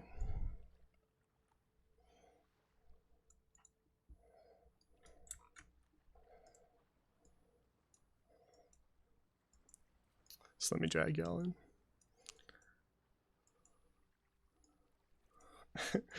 All your portraits face the same way, so whenever there's a map where we're heading to the left, it's like, all right, hang on. Oh, Going backwards. Boom, there we go. If you all stand still, I can do it all at once. But if you're moving around, then I can't. All right, now so there's still a stretch of waters before you and the shore, but you can wade now if you want to. Still a bit of room to swim, but you can wade now. Draven's still rocket swimming. not my bad. He's a torpedo. All right, Draven, David stop. Hasselhoff in the SpongeBob movie. Draven, stop. There. Head face down, you run headfirst into a floating jellyfish. You feel something sting at you as you are tangled up in it. Bruh, the horse is coiling around me, like you said, Simple. The rest of you see Oh no! Draven, who just had his head face down, just all of a sudden begin to sort of splash and lash out as he takes 5 lightning damage. Yow! Can I like jump back or like? Yeah. You can kind of like unentangle yourself from some of the tentacles, and now you can kind of see what you missed. There's this translucent jellyfish just sort of bobbing along the surface. I wouldn't have seen it if you didn't know that you were looking for something that hurt you. Is that the horse? I don't think that's a seahorse. A weird looking horse. It looks different than the other one, but we can't rule out the possibility. Is it Just be careful where you're swimming. How many? Can I make a perception check? Okay.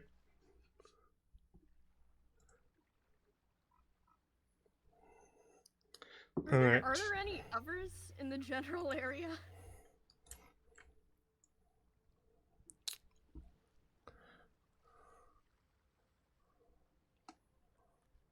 Okay. You see some jellyfish symbol. This is like Minesweeper. I like this. Oh, it's a minefield! It's Alright. a jelly field. Those are the ones that you see, Sybil. Oh my. Watch your step, I guess.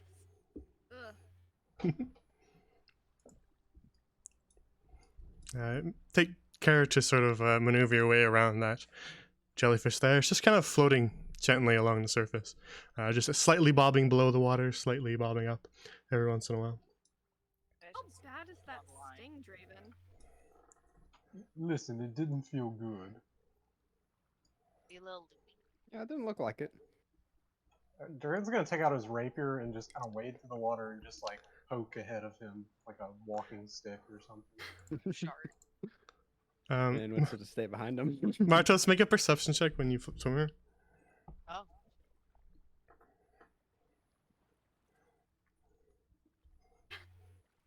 With a roll like that, you only see this one. Oh. No, do not touch the jellyfish. Do not touch jellyfish.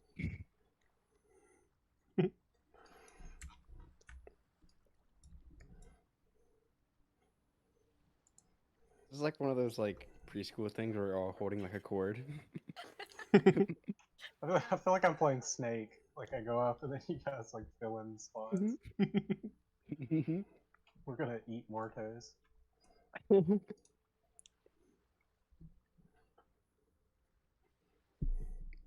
right. All right, made it. Making your way sort of further into shore. Would you like to see the others? Yes. Ugh. Ooh. I was hate waiting for you to that. like. I was waiting for you to like line our path with jellyfish. Jellies. I was feeling a little lenient.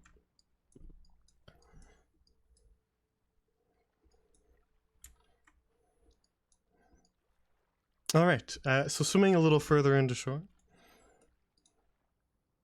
Yeah, let me just copy you guys. The water again gets a little shallower. It's now about waist high.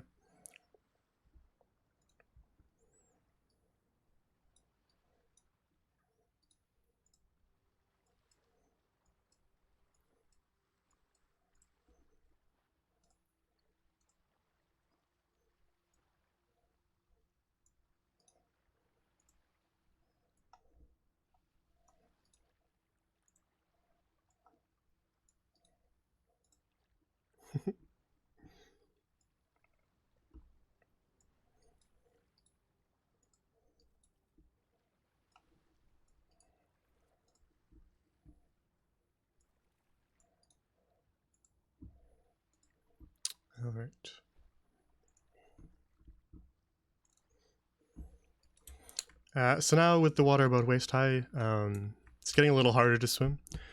So you can just sort of wade now. But you can see the shore beyond, and the trees that make up sort of this entrance to the forest.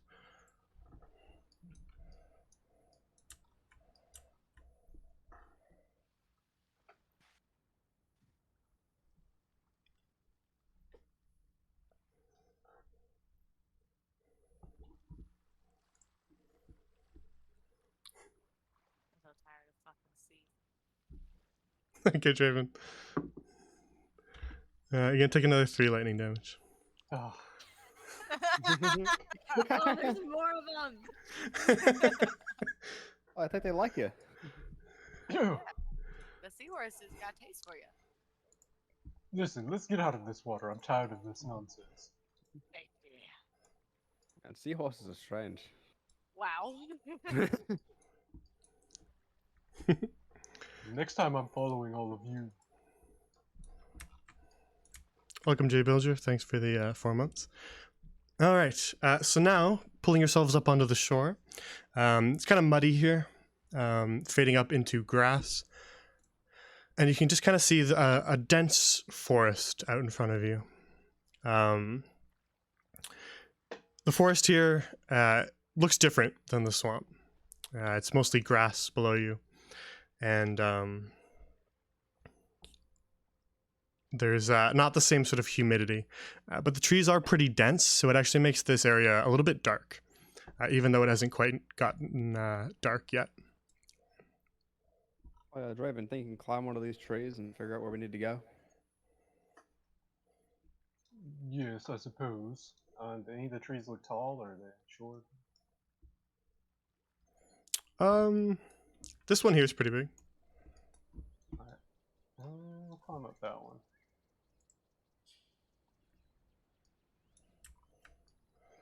Perception? Yeah, sure. All right. So again, looking over this stretch of forest from this tree, in the distance there's some trees that are taller, but this is probably the tallest one for a little bit that you managed to find. And so you can kind of look over the forest. Again, dense, lots and lots of trees in this area. So the tree coverage will make this area pretty dark, you imagine. And further beyond them, in the distance, you can still see that kind of mass of mist. And then that sort of shape within it. And it is fairly straight north from where you are. Okay. It appears we need to head north. Righty then. So you're just walking along the shoreline. That's nice. I suppose so, until we need to cut over. Aren't there cliffs? I'm not good with cliffs. Leave the climbing to me. What? Look at the fucking rest of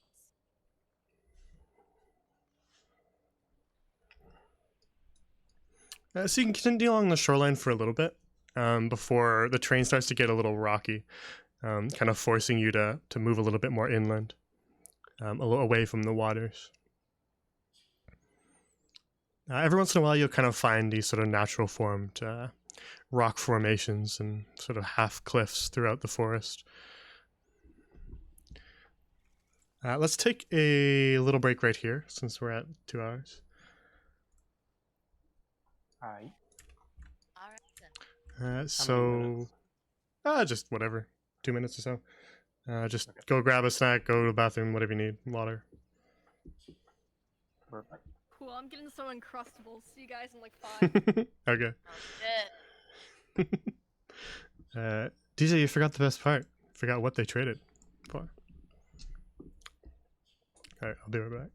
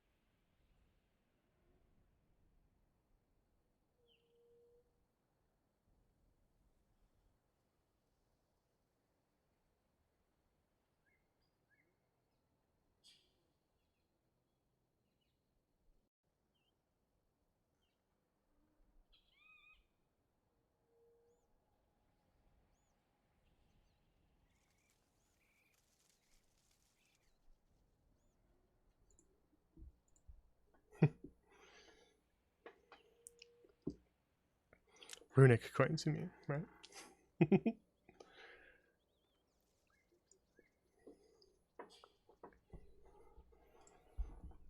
All right. Off into the forest. I guess they never even got the name of this forest, huh? Oh well. We did not. Just the forest.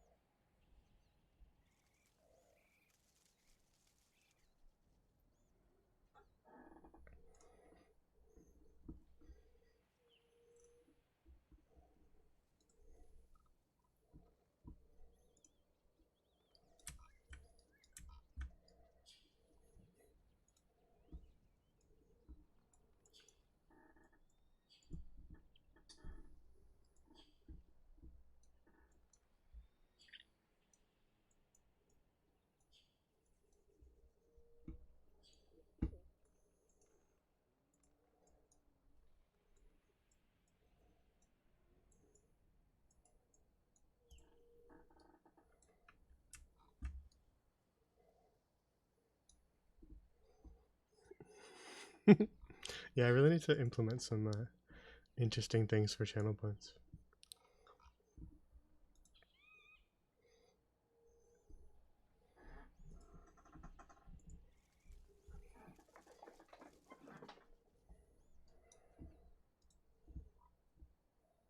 Okay, I'm back.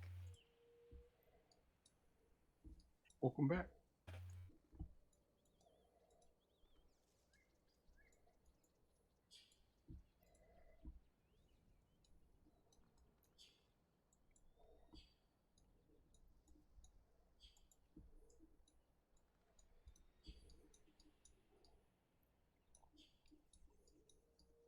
I need to go wash my hands real quick and I'll be back. Hi. My face is bleeding. Oh, Right. what? What happened to it? I know exactly what happened and I'm ashamed. I think that's I'll the do my first. text. That's the first mid-session break that's resulted in an injury so far. Hey. So congrats to that. Thank you. I got a band-aid on my face. I feel tough. I have returned. Hi. No one tell Hello. me. Define injury, Jay, because I've definitely uncomfortably yanked my headphones while getting up and sitting down before. Have you drawn blood? No. All right, then you get the award of first blood, Martos. Yes. What happened while I was gone for literally less than 20 seconds? I don't. My face started bleeding. That's all we know. That's all. Oh god. I only had to leave for 20 seconds. That's all it took. I got a band-aid now. Feels cool.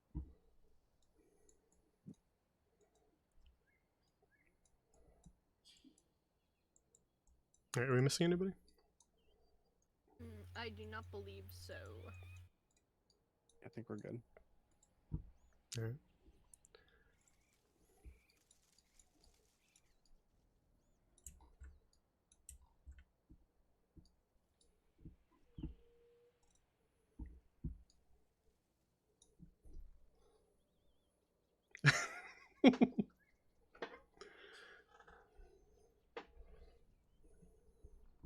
All right. Then making your way a little bit inland from the shoreline that you sort of had to depart from due to some kind of rockier terrain. You now find yourselves deep within the Driella forest. And like I said before, it's a little darker in these woods. The trees are a little different, not as sparsely placed as they were in the swamp. So this area is darker even than the border woods. The trees here are tall. Uh, This I'd, screams murder. I'd I'm like loving to it. keep a listen out for anything moving quickly towards us. Okay, I'll use your passive Uh, perception. Okay. Does this count as dim light then, if it's kind of darker? Not quite yet. It's still daytime, so you can still kind of see, but definitely the trees are just sort of casting a shadow over everything is what I mean. Okay. But you don't really have to like squint to see. It's definitely a darker area. Well, Witz will just take a sip from his flask then. God damn it, Wits. I So- honestly think he has it. To be fair, you're the one who found it. Should have never mentioned it. Something weird on that tree, Draven. Were you waiting on it? What does that mean? Something weird there. Draven's. I was gonna check out the rock and the tree, but yeah, we're gonna just walk over here and kind of take a peek. Okay, well, first things first. This is a rock with some moss growing on it. Okay. Would you like to do anything to it? No. Okay, that's all right. But as you approach this tree, it also kind of has this kind of damp moss growing across it. You can see something sort of weird growing on the side of it, right about there. It looks sort of like this weird black spot on the tree. I guess I'm gonna edge a little closer and peer at it. Make a nature check. Oh, I'm so good at these. You're not sure what it is, but there's something black on this tree, guys. Sybil, you would you doing? come take a look at this for me? Oh, sure. Okay. Why the hell are we looking at a tree? It looks kinda weird. look at. Look at it. It looks Oh. weird. Don't make fun of the. Oh, you know what? That does look kind of weird. That is a weird tree. That's one weird fucking tree. Let's come Maybe sit on it's this rock. sick. Sybil, you can make this one with advantage. Advantage? Oh. Yeah, oh, just roll okay, again. Okay, Hey! there you go. Sybil, Good thing you said that. Well, she's got the experience with plants, so it makes sense that she'd be a little bit better at this. You're not exactly sure what type of plant, or specifically what plant it is, but it is a type of mold growing on this tree. toxic mold. Well, it doesn't look good. Sure you don't Bad want to if there's an collect it? illness going- I suppose I will. Collected some. She kind of struggles to reach up and scrape some of it off. With what? Huh? What are you scraping it off with? Oh, Draven, could you hand me a knife for a second? It's called a dagger, Sybil. And yes, Looks like a knife. It's a knife. it's a knife. definitely a Okay, then I dagger. do it with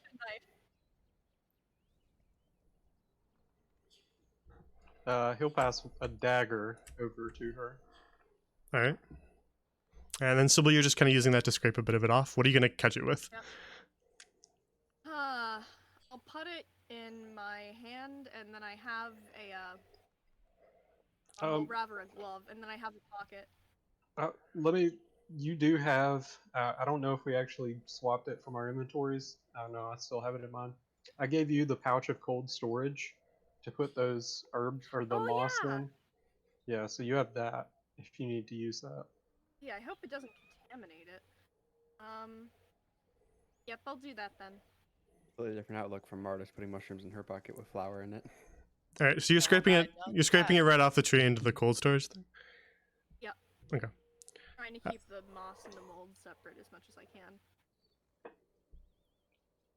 can. You scrape some of the this black mold off the tree, and as you sort of press the dagger to it, you hear like this soft little hiss, Oh, I hate that. and the slightest kind of wisp of smoke comes from the dagger. You know, you can have this back. I think that's not very nice. Draven, Gold, she the- hands you the dagger back, and one side of one of the one edge of the blade is just like melted slightly. Sybil, what did you do? Hey man, Still comes to a point, so it can still be stabbed with, but just one sort of side of the blade has this little indent to it where it melted. do not under any circumstances touch that mold. It has properties that should not belong to mold. I'm guessing that I didn't end up getting it in the back of cold storage since it started melting the freaking metal knife as I cut. If you sort of jumped back and stopped, then no. Yeah, I definitely did that. Okay. Eesh. Sybil, Well, you owe me a dagger. A knife. We find Don't a you knife. have buy more you than one? once we get back. Yes, I have 3, and I need all 3 of them. That one's fine. It's just a little melted right there. Look, it's like a thumb. It's like thumb size. You're Well, I've fine. only ever seen her use one. Well, I'm the Yes, one I can- responsible for the dagger destruction, so I'll just get a new one. No, Sybil, stand your ground. Well, I guess I can't can't throw say. 3 at once. Well, I guess I can't say much. Mardos lost I'd both her expect hand you to axes. help buy new things. I for me did, if but you look at broke this my- bone hand. Yeah. Yeah, that's pretty cool. Bone tomahawk. And it's magic, I think. I'm not sure. Oh, God. What? Magic bone. Pretty sure it glowed whenever Sybil used detect magic Yeah. 2 sessions ago.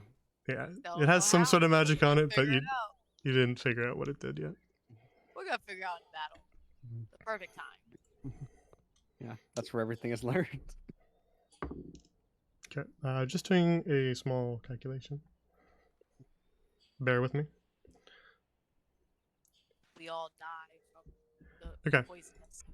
Black mold. So as you travel through the forest, you have to kind of wind your way in between trees. There's no clear path here. You're very much just in the wilderness. But you can keep that sort of heading. Draven, you kind of instinctively know now that you've seen where you're heading, the direction to go. So you don't manage to get too lost.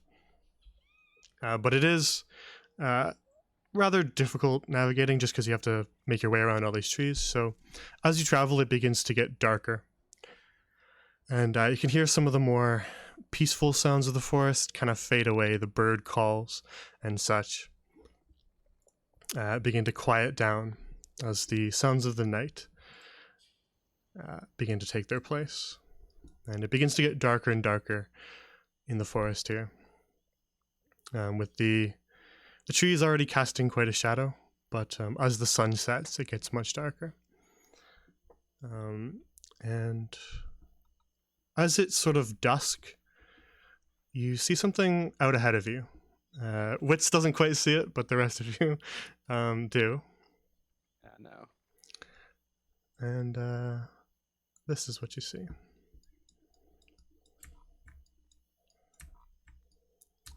Off in the distance, there's a small little clearing of trees. Probably just a natural one. No one's cut down any trees. With a bit of a big rock formation in the center of it. And as you sort of walk towards it, you can see off to the left of it, and then peeking through the trees on the right, what appear to be tents. And getting closer still, you can see a small little sort of circle of stones with some old remains of what was perhaps a campfire.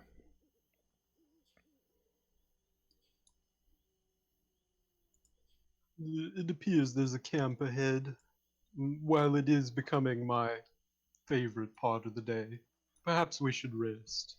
Sorry, have you seen this camp? Am I blind? I know I have bad No. vision. I haven't seen it. Oh, I don't like that. I do not like that. This one I'm not too concerned about. It's this one I'm concerned about. This is the one that gives me concern. They just Which is, on from travel. which is That does kind of not look- squinting. hold What, on. what are y'all talking about? I can't What's say the- anything. Yeah, I agree with Mardos.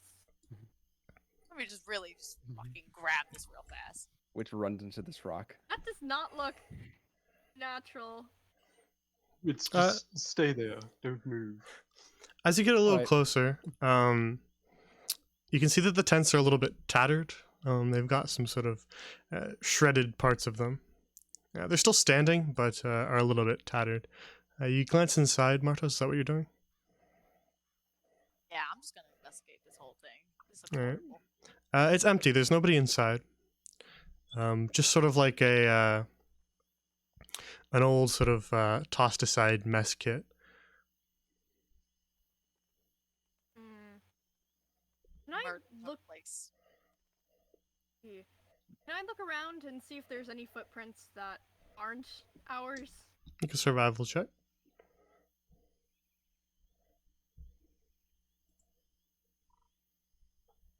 All right. You can see some boot prints, very clearly humanoid, standing on 2 feet. Just sort of in like a big mess, kind of everywhere, sort of all over this camp.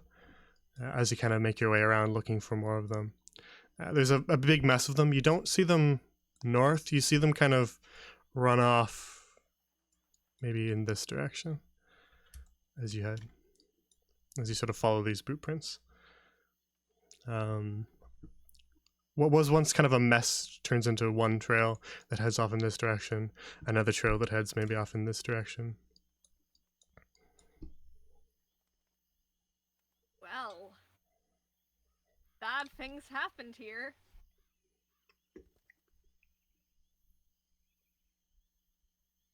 Well, bad things are not happening here now. Draven, how The far off do you bad think we things are from might our come destination? back. Quite a ways, Draven. The what? Quite a What ways. did you say? Oh yeah. Well, I suppose bad things could return. Wits, to answer your question, it is quite a ways out still. All right. I guess we should take up camp here. This is the most Indeed. ominous place you could choose to take camp. Are you sure? Well, I mean, you know, whatever's here, it's not here anymore, and two, if it's in the area, I don't think us going much further would really change that. There's a good lookout rock here. There is a good lookout rock. He got us there. It is a very nice rock. Okay. This Look, looks already- like the worst. Sounds like the most. It's not our worst decision, but it's looking like it's gonna be up there in the top 5, honestly. No, we know who holds the worst decision. Hey guys. Listen, I was going into I this am not naming names. it was a good idea, but now that Sybil's kind of shot it down, I'm starting to second guess myself. I think this would be fun. I want this tent though. We have our own tents. What am I talking Yeah, about? Fuck yes, these we tents. literally have our own tents. Do not Fuck these sleep tents. in that, Martin. I want to sleep in the murder tent. Witch is gonna just kind of crouch down and try to make a fire right here. Okay. You really committed to this? Well, it's a good spot as any. At least we have a good lookout area. Got a tinderbox or something like that? I start yes, the I fire. do. Alright, it's relatively easy. You might have to find a few scraps of wood that are a little more not burnt to a crisp. But there's still a couple remaining in there that will serve as a bit of a base. So it doesn't take you too long to gather up some sticks and light a fire.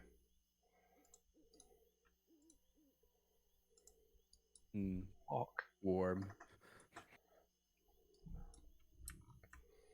As the sun sets around you and it begins to sort of darken beyond the reaches of your fire here into a very, very dark expanse out in the woods beyond. I think we should set up the tents, but perhaps on the same side of this rock, not separate ourselves. I agree. Tents Yeah, next that's not to a each good other. idea. Make We're a not gonna long- get a whole night's sleep, are we? No, we are not. Yep. Not with this murder tents around us. Oh my god, it's I'll put the other one right here. All right, who's taking first lookout? Out there? I will. job, Jake. I guess I'll For go them. next. I can go after Oh, you, it's- Modest. That looks good to me. Tent placement. We're gonna have a human who can't see very well in the dark. Look out. I've already been lookout twice this whole campaign, and now you question it. I've been questioning it. And this Right, is the so- first time we've had like a campfire next to us. So if anything, this should be the best chance. There we go. Oh, it's daytime already. Just was putting them on the map layer so that I didn't have to interact with them.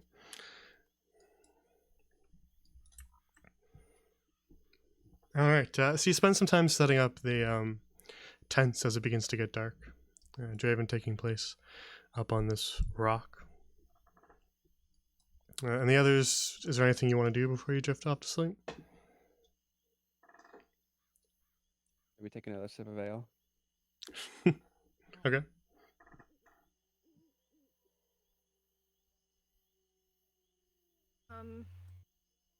She's reading, I guess, and then going to sleep.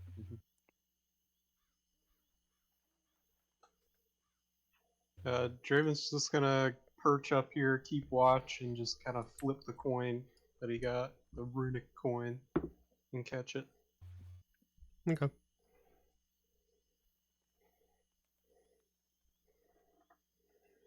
Draven, you spend your watch in silence in the woods, just the occasional crow cawing or hoot of an owl, and crickets in the distance.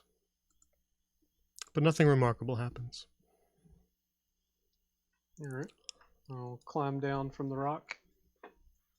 Kind of look at each tent. And then come over here. Kind of shake Wits awake slightly. Wits, What? Listen, I don't know what the order was for the watch. Would you like to go next? Sure. All right. He's gonna struggle to climb this rock, but he'll get to the top. Then he'll just kind of be looking through his spell book during his watch.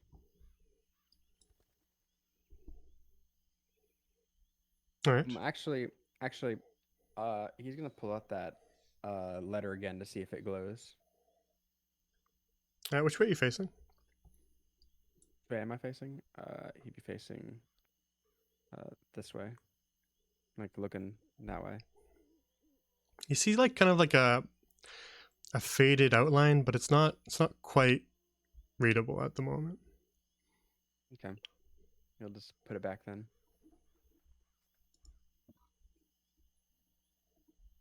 Okay. Make a perception check for me.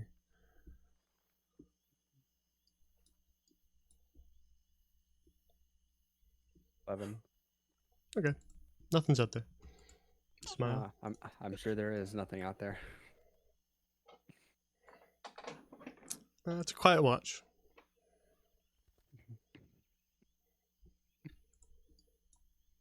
And you just sort of hear the same sounds that Draven heard. And your watch is up. Which is gonna slide down and then kind of fumble when he lands. And he's gonna lean across this rock and cast a message to Mardos. Oi, Okay. it's your turn.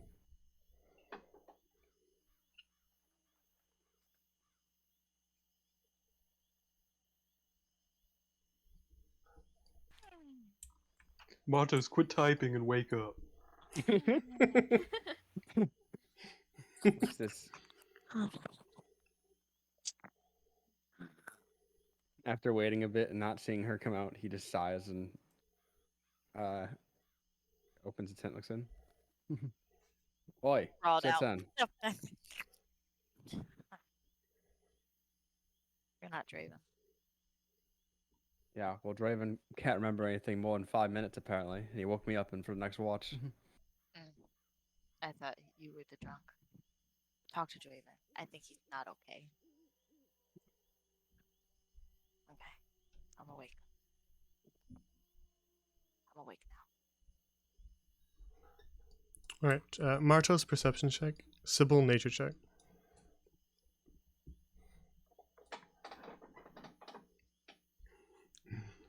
Ugh. 11. Just barely sufficient. Good job. Martos, you feel like something is watching you. Oh, what a lovely night it is to slowly take my great axe out.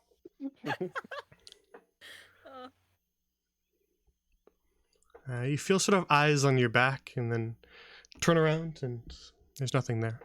And then feel sort of like this sort of bristling of the hairs on your neck, just kind of standing up as you feel a little chill pass through you, as now you feel it looking at you from a different direction, and then glance off in that direction, but don't see anything. Cleaning my great axe. Wow! I just cleaned it. Be ashamed to get it dirty all over again. Looks around everywhere. Not afraid to get it dirty though. Alright, while that's happening, Sybil, you have a dream.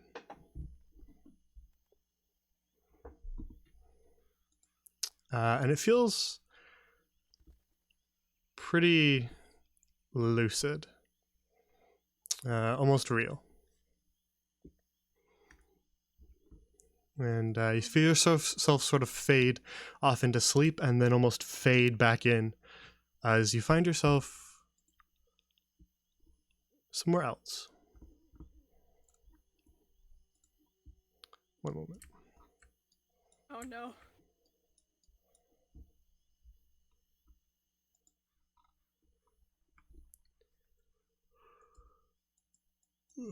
I'll let everybody else watch, because why not? Oh, hell yeah. One sec. There we go, that's better. Sybil, you find yourself standing back in the halls of that strange castle.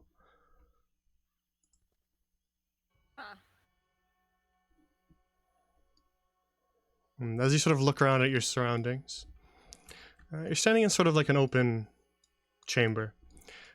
Behind you, a large steel door. And the room around you are sort of these very fine vestments. There's very elaborately made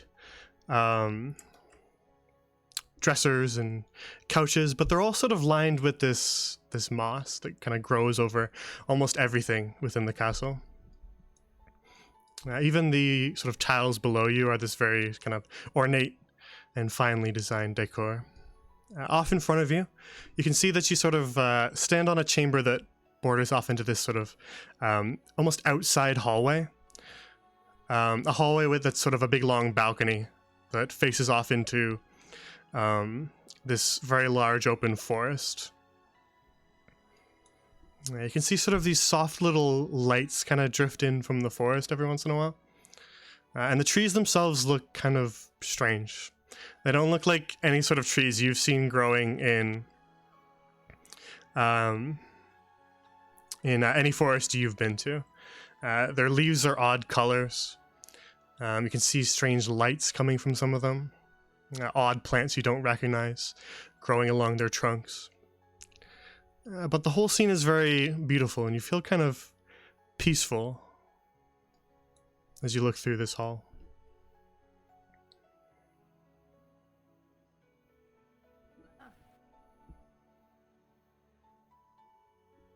Can I... So there's a big metal door behind me? There is. Is it locked? It is. It's quite sturdy, quite large, and sort of ornately decorated with engravings. Yeah, that makes sense. Okay,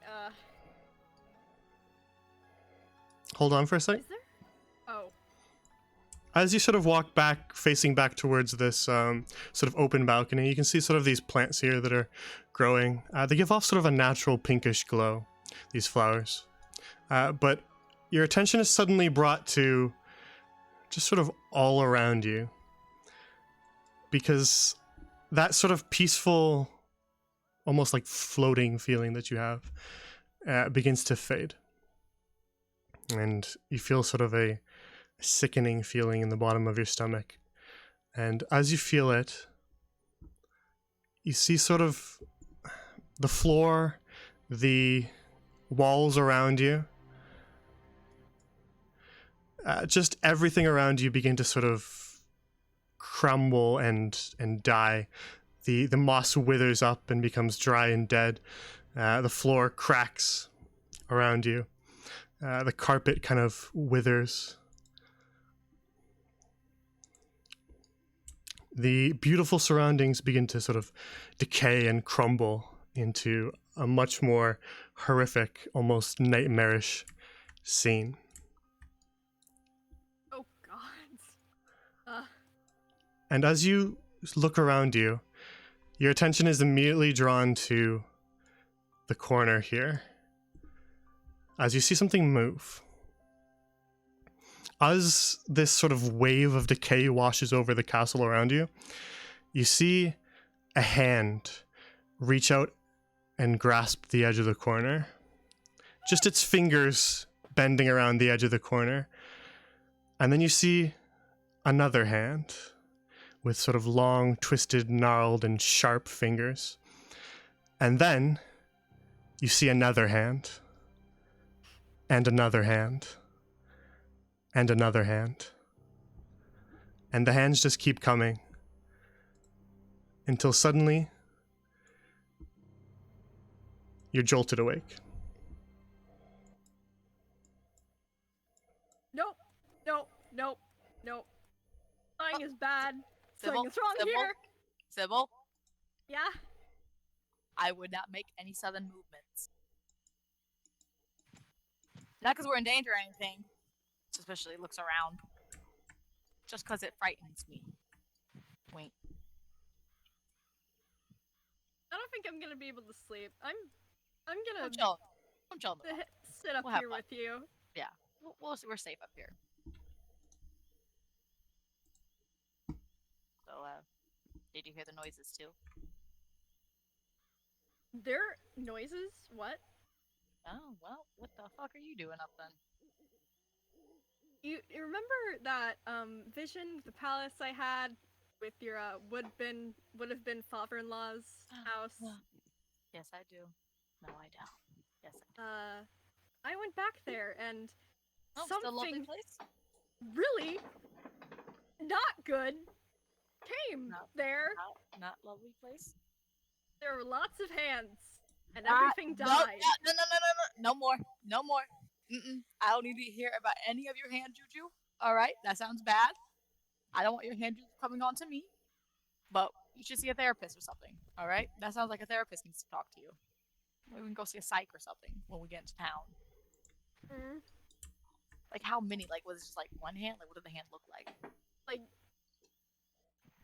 there was a corner, so there was a hallway, and around the corner, a hand came around the corner, and then another hand, and then another hand, and then more hands, and then more hands until there were like a lot of hands. There had to be at least 17 by the time you woke up, Sybil. And they didn't seem like they were stopping. Was it like just like were they were they just floating hands, or were they connected, or did you not see, or it's just hands? They were just coming from around the corner. Yeah, just a lot of hands grabbing the wall. So, Didn't I like don't want to dive into your personal life, but were you ever in a palace? Were you ever part of like some royal thing? This sounds like you got something coming after you. This sounds like you got some subconscious shit going on in there. No palaces, no. Oh, no palaces. But I do agree about the subconscious shit. As Sybil says that, as you're just kind of talking to each other, Martos, you get those sort of sharp chills down your back again, and your danger sense just sort of just pings off, and you whip around to sort of look behind you, and there's someone just standing on the rock behind you now. Oh fuck no! No! It's a friend. Wait, Straven! Immediate punch. Immediate punch. Okay, if you want to. I will try. He spooked up on me. You can't just spook up on a person.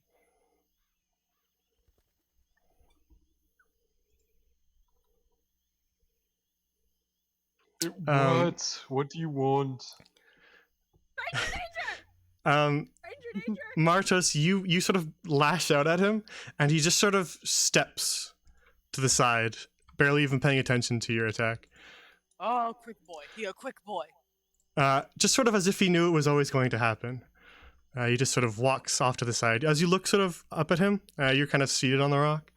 But as you look up at him, he's kind of standing over you.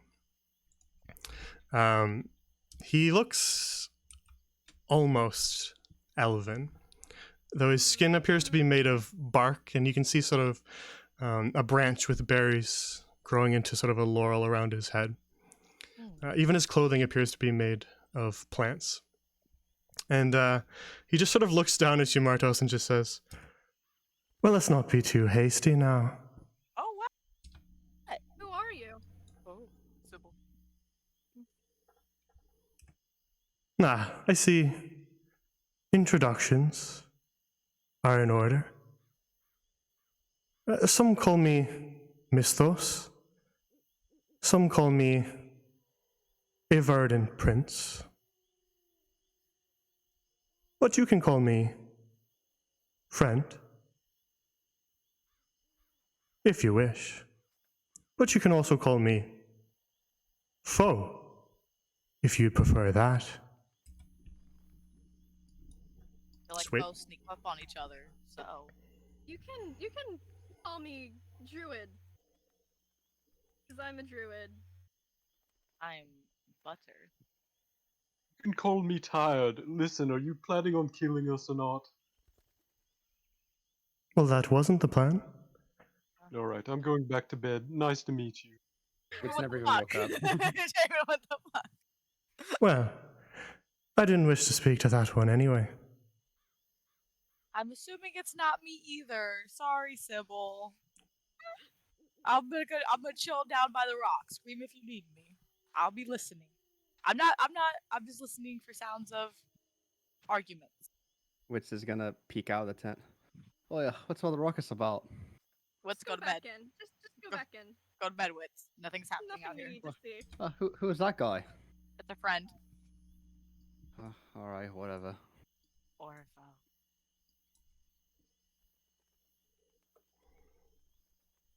So, Verdant Prince. Well, here I was, just wandering through the forest, and something called out to me, a dreamer. And I believe that would be you. 17 hands, Sybil. Yeah, that would, I suppose, yes.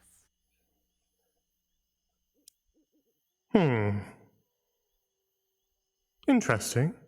It's been quite some time since we've had a dreamer walk these woods.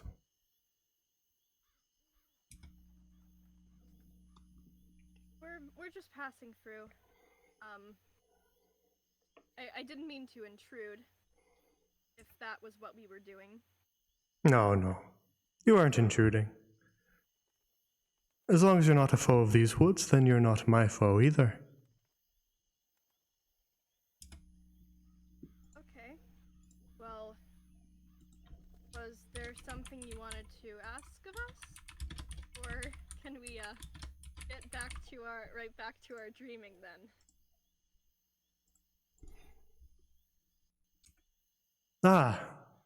Did you want to go back to sleep then? We do have a bit of a trek ahead of us in the morning. I see. You could use some rest. But I am interested, before I make my leave. What did you dream of?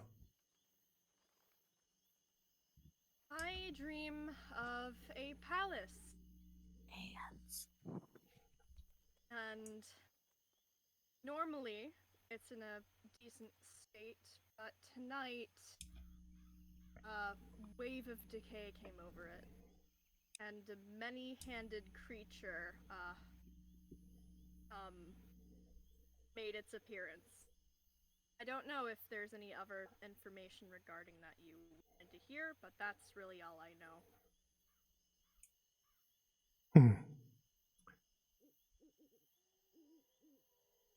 So in your sleepwalking, you found the slumbering palace, then, I see. I don't know much about. I don't understand what I see quite yet, so I wouldn't be able to tell you. Of course, you're but a fledgling dreamer, after all. But I think you'll find your answers soon. With the path that you walk, you're bound to meet with the lady eventually. Sybil, that doesn't sound good. The lady? Oh, fuck. Oh, please don't go yet, sir. Oh, fuck, is he leaving? Indeed. I don't feel I need to make introductions because, well, like I said, you'll meet her eventually. She'll have your answers for you. All right. Well, good evening. Indeed. A good night to you all. Watch out for the hounds in the night. You'll hear their howling. I'll do. Thank you.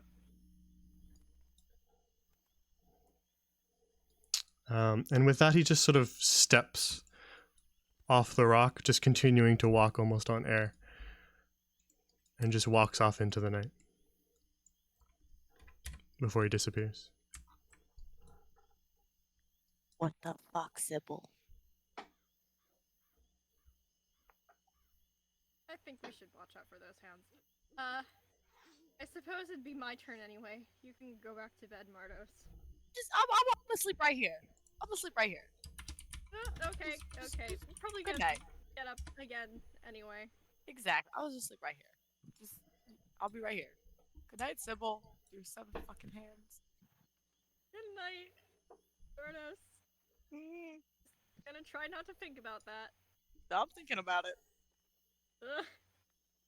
Ugh. Alright, the rest of your watch is quiet. Occasionally you hear a howl off in the distance, but it feels quite far away. She has her staff out. She is not reading or doing anything. She's just very on edge in general. Alright. You just kind of keep watch, eyes glancing around through the darkness. But you don't see anything. Just darkness beyond the tree trunks.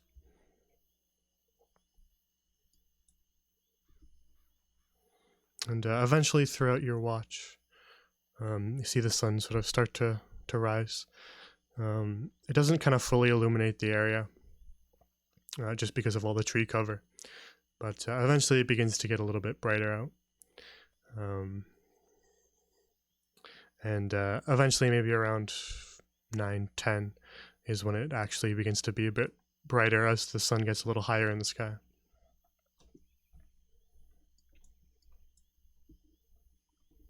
Okay. Well, I don't want to hang out here longer than I have to. Mardos? Mardos. Yeah, hands. Yeah. Yep. I think we should probably get going. Well, This doesn't seem like a great place to sleep in. no, you these two? got some problems. Wits. Draven. What? It's starting to get Yes. daylight. Which immediately goes for his flask and takes a sip. Oh my gosh. Can't heal What's- your liver, you know. I'm concerned for your health. It's not much. Well, good. I'm not that concerned anymore. I don't really think you were in the first place. No. I'm gonna pack up this tent. I'll pack up this one as well. Alright, so by now it's the fire's burnt out and it's gotten a little brighter. Quite a good rest, except for that one interruption with the Sybil screaming. I don't remember There were that. multiple interruptions. I don't know what y'all are talking about. It was a very nerve-wracking night. I want out of the forest now. I miss the plains. Oh well. After I going do through not the miss swamp, it's quite mosquitoes. pleasant. Nah, fuck the swamp. There's all kinds of things you can find in the forest. A stranger approaching in the middle of the night is one of the tamer ones. Well, what's stranger? I don't know, there was some weird fellow speaking with Sybil and Martos whenever I woke up. Well, We're stranger being danger, I stalked. guess. Oh, yeah. Deity of some kind. He's not here physically now, so I think he fancies Sybil. going. Luckily, we didn't encounter the hounds. That was what he said was out here. The hounds. I heard them. But luckily, they didn't come here. I'm guessing that's probably what happened to 4 saps that were hanging out here earlier. Yeah. Probably, but we could have taken them. You do not have a history of taking hounds, Wits. No, you don't. Well, not in a duel, but I highly doubt any hounds out here could separate our group like that other guy did. Plus, I've learned a few new tricks since that fight. Listen, you don't need to be so defensive. Just do better next time, Wins. All right, well, you can't even seem to fend off jellyfish, but we're not talking about that now, are we? Alright, the next boat we swim to island, you're swimming first. I even taught you how to swim. It wasn't that hard. I drowned a little bit.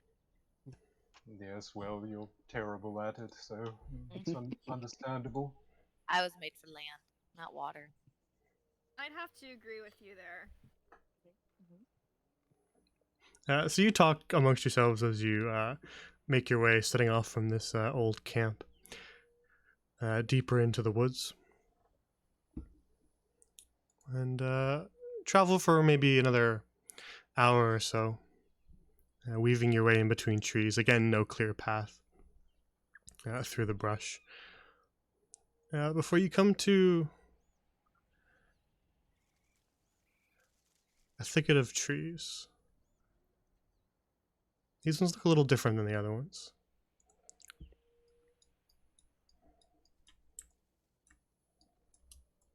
There. You notice that they don't have any leaves growing from them. That is one contaminated tree. It looks like they are sick. Should we I wonder if should we burn them? You know what?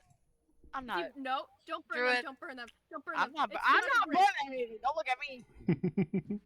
I'm not a druid. I don't know what I'm Is doing. bad, but burning them is not a solution.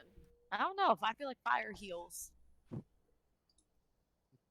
Not in this scenario. We don't have materials to create a controlled burn that would take care of this. We need to control it. I was letting you guys talk, but as you walk by this one, you can see it sort of bubble slightly. We should burn it. Oh no! Burn We're not burning it, but we're leaving. We're leaving. We're leaving. You know, You're in the telling- past, Sybil's been a you're better telling the decision wood maker than elves- Mato, so I think we should You're leave. telling the wood elves about this too. I If feel like they know. there's I some feel like illness going around, they have to I know bet about you it. the wood elves are doing it. Seems like something an elf would do. Hey, Not a nice thing to say. apparently they I s- revere trees. They, Whenever I you say said nice what things, I Raven. said. I say nice things all the time. Oh yeah? When? Earlier. Oh yeah, was that Like what? before or after you were making fun of my ability to fight dogs? Before. Ah, Actually, I'm it was sorry. yesterday. I haven't said anything nice today. well, the fact that you can count them on your fingers tells me about how often it goes. Yes, that's how you know it's important when I say it, since it's so rare. So I'm assuming you sort of quickly make your way away from this little tainted thicket,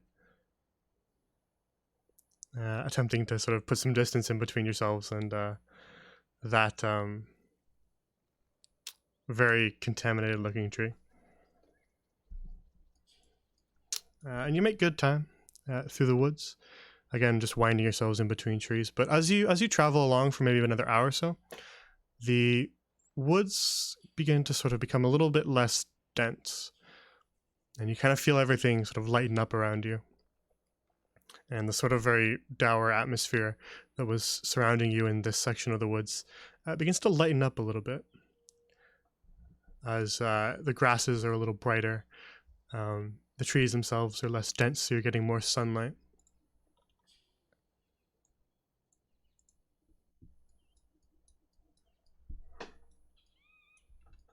Ugh. Okay, this is less oppressing.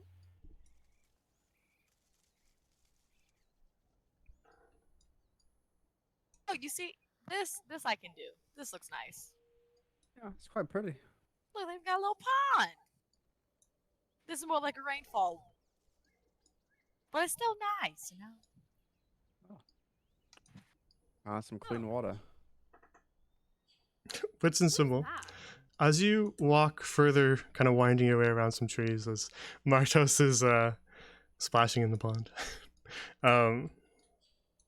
you see somebody sitting kind of half-seated, lying awkwardly on the side of a small little patch of trees here. You can kind of see her writhing slightly. She's moving a little oddly. And as you approach, she seems to be in pain. She's clutching her leg. Oh, are you okay? All right. As you run up to her, you notice something rather odd about her. She does not look like anyone you have ever seen before. She has rabbit ears sprouting from the top of her head. No, only 7. Okay, I'm immediately just going to cast Cure Wounds on her. Okay. Do a medicine check as well. Okay. With advantage, because you've there you go. Okay. Oops. It's all good. I'll use the first two. Sorry. So looking at her leg, it's a little bit oddly shaped. She's got kind of a different looking feet than you're used to. But she's got this burn on her leg that looks pretty severe. Doesn't look like it was done by fire though. And you sort of place your hands next to it and heal with magic. And you can see it kind of fade slightly, and her writhing and kind of groaning begins to fade as well. And as the wound begins to sort of heal itself up, it's not gone, but it is lessened. And she sort of looks up at you all and says, very kind of warily, she looks very nervous. Who are all of you? We're outsiders. Are you okay? What happened to you? I was foraging in the woods, and there was this thing on one of the trees, and I went to look at it, and it lashed out at me, and I ran, but it got my leg.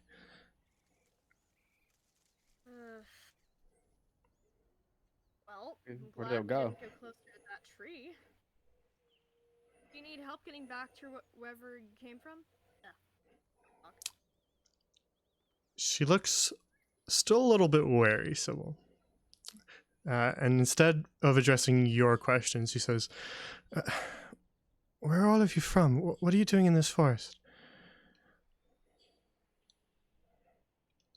Well, originally my family's from Hanatuaria, but we relocated to Avalyn. I'm a lunar elf. My name is Draven. She's gonna try to sort of attempt to stand, though her one leg is still pretty weak, so she's kind of like leaning slightly.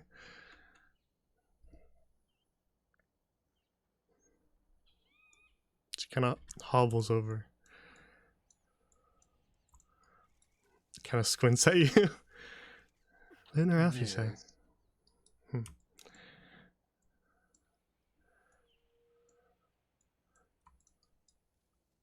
never seen anyone like you before. She says to you, Martos. I haven't seen anything like you either. I see. Well, we are a little bit elusive. I'm a Limsa. What are you? Oh, I'm a orc. I think. Most. Oh, I've heard of orcs, but I've never seen one. Yeah. We're all kind of different. Some of us are smelly. Some of us are mean. Some of us are a little bit of both. I think most of them mean. Which one are you then? A little bit of both. Oh, I see. She's quite self-aware. That big brain. Then you folk are traveling through the woods. Where are you headed? Lysindriel. With the wood elves. Well, she kind of hums and haws for a second, just starting a sentence, stopping. But I do need to. I suppose I could take you back to my village. It is on the way to Lysindriel.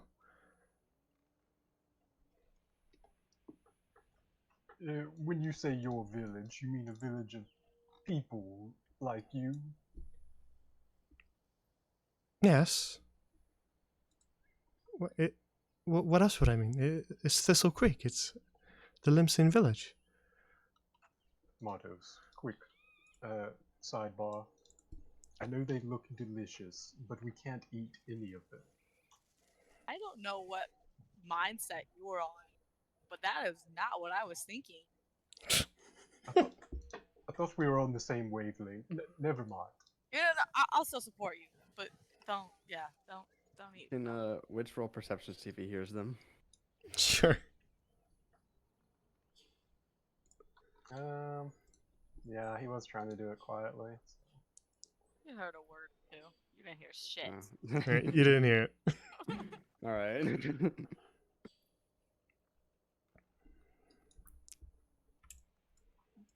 Sure, your village. Everyone, does that sound acceptable? Yeah, That we really sounds appreciate lovely. Well, if it's on the way. It is. Well, It's I just try to north get of here. some by sticks. All right then. Let's head to it. It's just this way. She kind of hobbles. Oh my god! Someone help this poor Do child. you need help? She kind of questions it for a sec. She looks a little proud, but then she kind of goes, I suppose so. Marry you. My name is Maria, by the way. I realized I didn't introduce myself. Well, hello, Merida. I am Martos. Let me just place you on my shoulders real fast. Thanks, Sybil. Let's go. Name's Wits. Yeah, let me give you her name tag. There you are.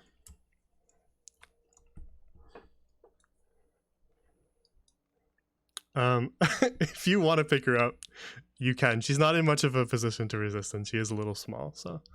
I'm doing it toddler style, right over the shoulders. Okay. It holds onto my horns for support. There we go.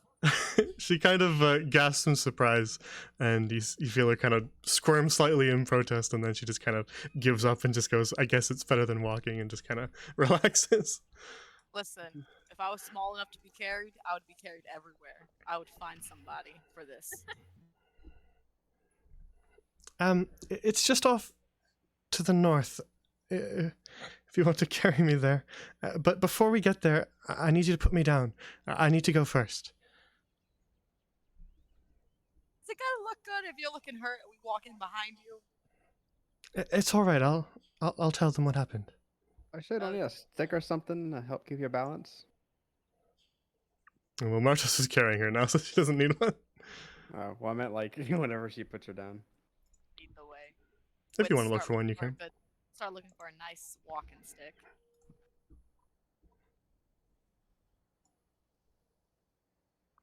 All right.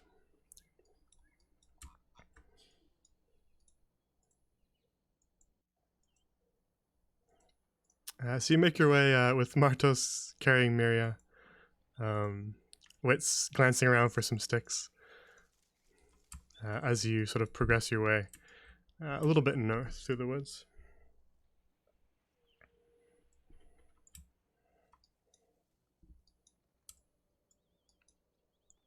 You got sticks in here. So, Miria, do your people have many interactions with the wood elves? Well, from time to time, but it's not incredibly common now. As you sort of walk and kind of ask these questions, you walk for maybe about another half an hour-ish, and then she sort of looks around all of a sudden, Marta. He kind of says, put me down here. Okay. Did you find a walking stick? You need a When walking you're stick. about there. That's better. That kind of stick? I feel like I would have. Walking stick? Yeah, I don't see why you wouldn't find a stick in the woods, so make you make any rolls for that. Find stick. I don't wonder where they are. Here you go. Alright, you hand her the stick and she kind of uses it to brace herself as she walks out ahead of you and says, just wait here for a moment. And she kind of walks a couple steps ahead and then pauses for a moment, and you see just kind of her ears moving. And then you see from kind of behind a tree, dart out very nimbly a man that looks relatively similar to her. Different hair color and stuff, but the same kind of long ears. And he's holding a bow and arrow. He had it drawn on you guys as he walked out from around the tree, but he relaxes it as he sees Miria. He approaches slightly, and the two of them just sort of look at each other, and you see Miria start to just make motions with her hands. And every once in a while, she sort of makes a small movement with her ears as well, and then you see her pause, and then the male does the same. Again, just these hand motions. They don't say a single word. Just hand motions and ear motions. And then... This is how prey communicate, so as to keep quiet from predators around them. Draven tells Marnos. And then after a short time of them just doing that, you see the male one just kind of nod and then just make his way off back towards the north. And then Miria sort of walks back to you all and says, "It's all right. I've told them what happened, and they'll let you enter the village." All right. Sounds good. It's just up this way then. We shall follow. And she's sort of leaning on the stick, makes her way a little bit north through the woods. And I think that's where we'll end the session today, just because we're at 3 hours already. Yeah. Alright. So rather than getting into something new, we'll end right there. So, finally, I can finally reveal that this is our new playable race, the Limsa. Ooh. Poggers? Is it like based off the rabbit folk? So- Actually, let me tell the story of that, because I was actually working on a rabbit folk race on my own for quite some time, for months now. And then all of a sudden I just log into D&D Beyond and they're like, here you go. And I was like, oh. And it's a little different than mine, but what I did was I was kind of stuck on a few racial abilities, but I just sort of went and used that one and just sort of combined the two in a way that I felt was the most elegant way. But none of the flavor is the same. It's all my own kind of lore about it. But yeah, so they basically finished it for me. Hell yeah. It was just weird serendipitous timing that I was like working on it and then just saw that they had released some new races, so I took a peek at them and used kind of the stuff I liked. So yeah, the Limsa are now a playable race, and you can use them when you are making characters in Grand Lorien. Very nice. They I'll are look at that. rabbit folk. As you saw, they know a special language that only their race knows, which is called Hush. And they speak sign language with ears and hands. That's adorable. The male and This is female, awesome. long ears, And other than that, relatively human features. They are not full furry. I wanted to avoid going that route, They as got you the know that I money, do. Mhm. They do. It's for the Yes. best, Jay. Exactly. I try to avoid going full furry. So they are relatively human, but they have some minor features.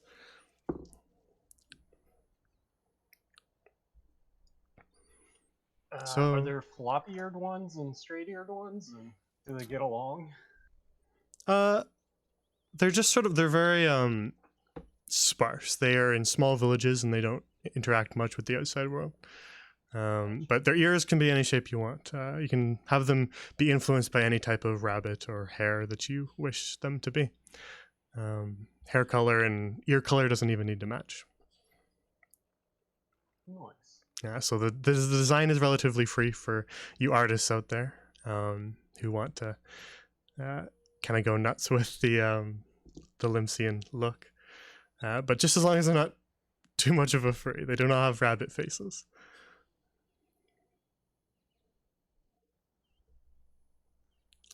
So yeah, that's what we'll end the session with that. But I'll make the Limsa race public now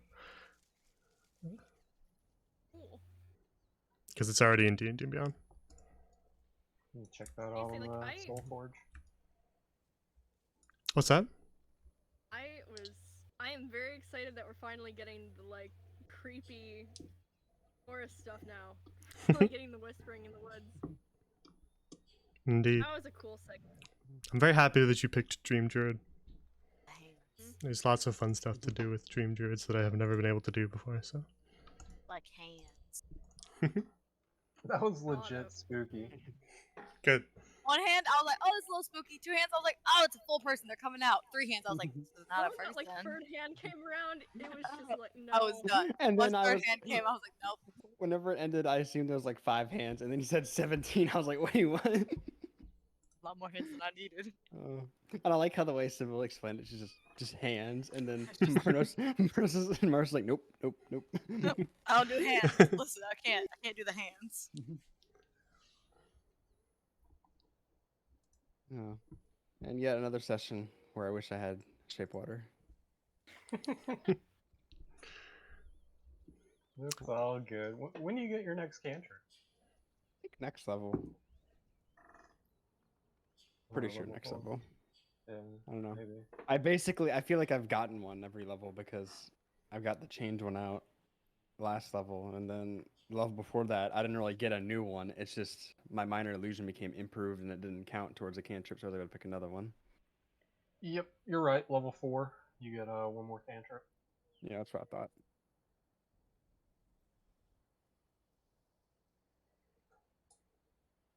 And that's when we get either an ASI or a feat. Which I still haven't figured out because it seems like both have pros and cons.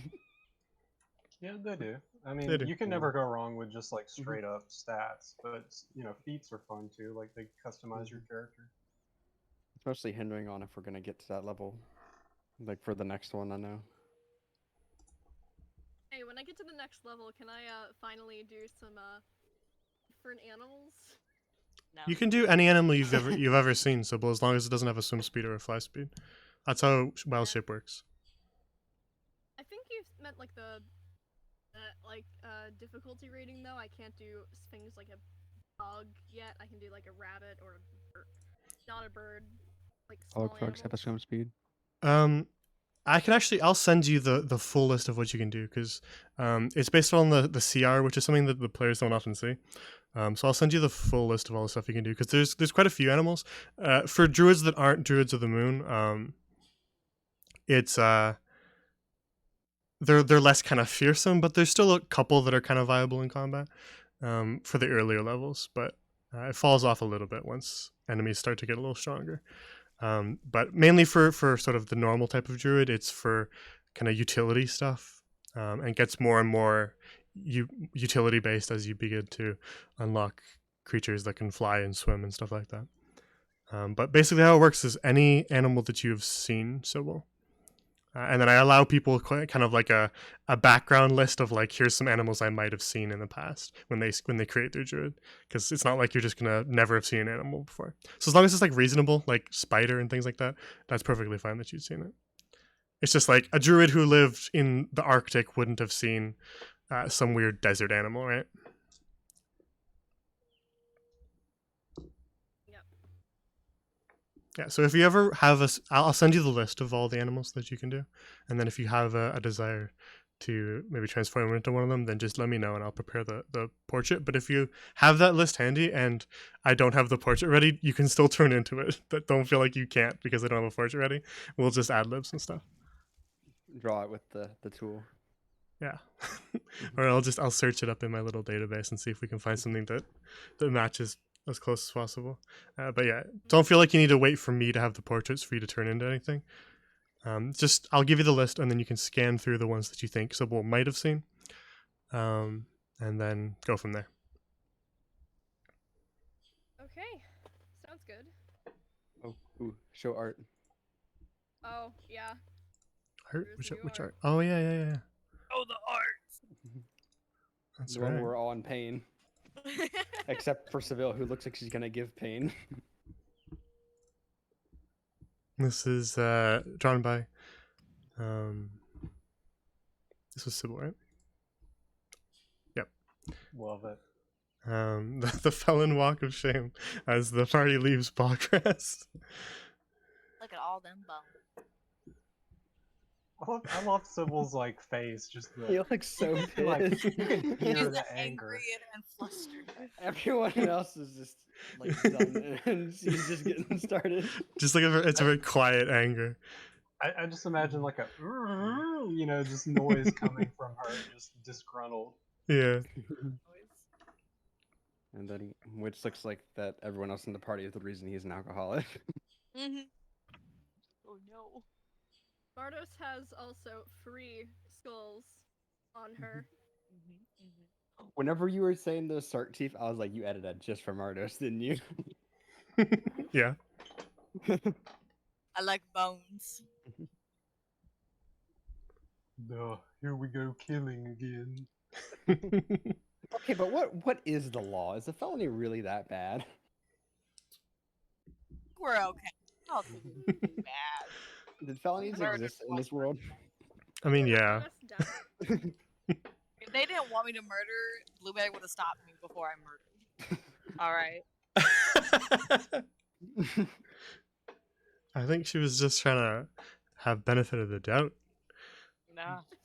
She just had a bit of faith in you that you might just be joking. No, he's not a good person. Yeah, I've known her for a couple of days. She wouldn't kill anyone. Kills everyone. Well, she did have you guys around and assuring her that you weren't gonna do that. So Y'all failed Blueberry. I hope y'all know that. Listen, we could have just robbed her, and that would have been We it. did try to stop you. Honestly, the best part is Okay. at that point we didn't have to do anything because we already got what we wanted from that guy anyway. Did y'all ever check the bag that y'all took from him? We didn't have time. I don't think Yeah, we even we- grabbed anything. We just had to run. Yeah, we had to get out of there. Well, I thought that y'all grabbed like one bag that you saw. Dude, we were scrambling trying to like grab loot and check it Oh, out. I know, but I know. Jellycap came in, we just had to like Yeah. drop it and do it. Well, I feel I like know- it would have been oh, worse. if okay, you I started didn't know if y'all looting dropped his it or not. corpse. I know Mardos was trying to carry that whole chest, and I know she dropped it, but I wasn't sure if Javen actually held on to that bag or not. Well, I was trying to get the crossbow that was on the table, Oh, like okay. the poison bolt or whatever, but it was too heavy for me anyway. Like it was over encumbrance, so I'm not worried about it. I missed my whole crate though. I was really excited for that. Dude, I have a 25-pound hunter's trap on me. It's just like weighing me down. I'm pretty sure I remember at like session 5 or 6, you were like, "Can you take this mammoth? I can't carry anymore." Yeah. It took you like 4 sessions to get full. I mean, I would have sold it by now. I keep thinking, man, maybe there's going to be an opportunity where I'll use it, and then I just decide not to. Or That's why I bought the whatever. flask of oil, and then whenever Mars was doing it, I was like, I guess now's as good a time to use it. That was a great time. I honestly, after that many times, I was like, you know, I've thought 1,000 times how I could use this in combat, and it would probably not work out the way I wanted. So I might as well just give it to Mario so she can start a fire inside this Trying cave. everything. I thought it made sense, you know? Still waiting to use this lightning in a bottle. I Didn't forgot we show it. honestly had that until I saw the doodle I again. other with the exception of like our very first combat engagement, I remembered it like every time, and I'm like, should I use it? And I'm like, it's not dire enough. I say with like 1 health at some point in Yeah, combat. I'm fine. To be fair though, for like a great deal of those fights, we were literally all waiting in the same body of water. So Well, that's Jay's call if he wants physics to work how they're supposed to, because the Well, spell physics only are gonna says. work how they using a lightning spell when you're all submerged is kind of Well, tempting that's too. why I didn't use it, because I had just assumed that it was. But like combat engagements after that, I was thinking about it, but I was like, we're not in that dire of a situation. It's probably should just save it. Next Yeah. boss fight we get might be interesting to try that I out. considered using it against when we were fighting York, but I was Bone like, Crusher? you know what? I don't need to use a bottle of lightning in a 1v1, even though I'm about to lose it. But hold on to it. All right. Don't worry. If Wits dies, we'll take the bottle of lightning that was never used and then use it in his honor. There we go. Dude, yeah, I want sign you. I want off. you to take the flask and pour like whatever's left in it on him, and then set it on fire. I can do that. I got Okay. you, man. Might jolt you back to life. Oh shit. Frankenstein boy now. Yeah, except maybe as a different character. Oh, we do have like there is a new race of like the like reborn or whatever they are, right? Yeah, Yeah. Reborn. All right. So, just to reiterate what we said at the beginning of the session for those who weren't here, Wits, you said next week is a probable no. It's a probable no. I can let you know on Monday if it is definitely a no or not. Okay, But yeah. as of now, it's probably a no. Let me know. I still am gonna prep as if it is a yes, just because that's how I do things. Okay. But just let me know.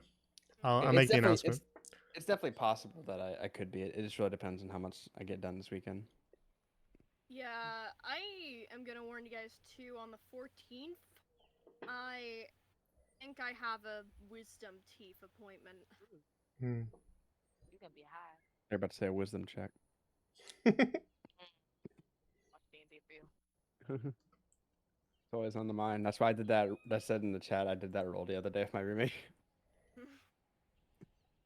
Okay. Well, depending on what happens, we might do just a fun hangout stream on one of those days. If it is going to be two weeks off, so we'll see. May or may not. I'm still not sure yet. But of course, you're all invited if we just do a chill stream. Word. We beat y'all in Mario Kart. Yeah, that Sea of Thieves music also reminded me. Oh yeah, I love that. Yeah, if any of you guys got a copy of that game, I freaking love it. I love it. It's I'm great. thinking about playing that. I can only play by myself, and I'm a horrible pirate on The only reason I don't really play anymore is because there's not really any end goal to it. It's just pirating. Yeah, But I it's still really, fun. I really wanted to do one of like the mission things, but my brother doesn't want to play that long ever. I wouldn't mind downloading it again because the only way I'd probably play it again is if we get like a full, I forgot, Galleon. Is that like the biggest ship in the Galleon, game? 4 people. Yeah, Yeah. I would like that. I'm tired of doing a one man on the smallest ship. Could be a fun stream idea. I'll keep it in the back of my mind. Yeah. And as I said before, it's looking like probably no C's this week. But if anything changes, I'll make the announcement tomorrow. But if not this week, then almost certainly next week. So we'll get that up and going again. And then Silversong is in its final stages. We just gotta do our little session 0, pick a day and everything. So that'll be starting up soon. So soon we'll have 3 streams a week. And even if we miss a Sea or a Whispers in the Woods on the 14th or whatever, we'll have some other campaigns going during that week. So it won't be a week of no streams. But yeah. So that's really all I have to say.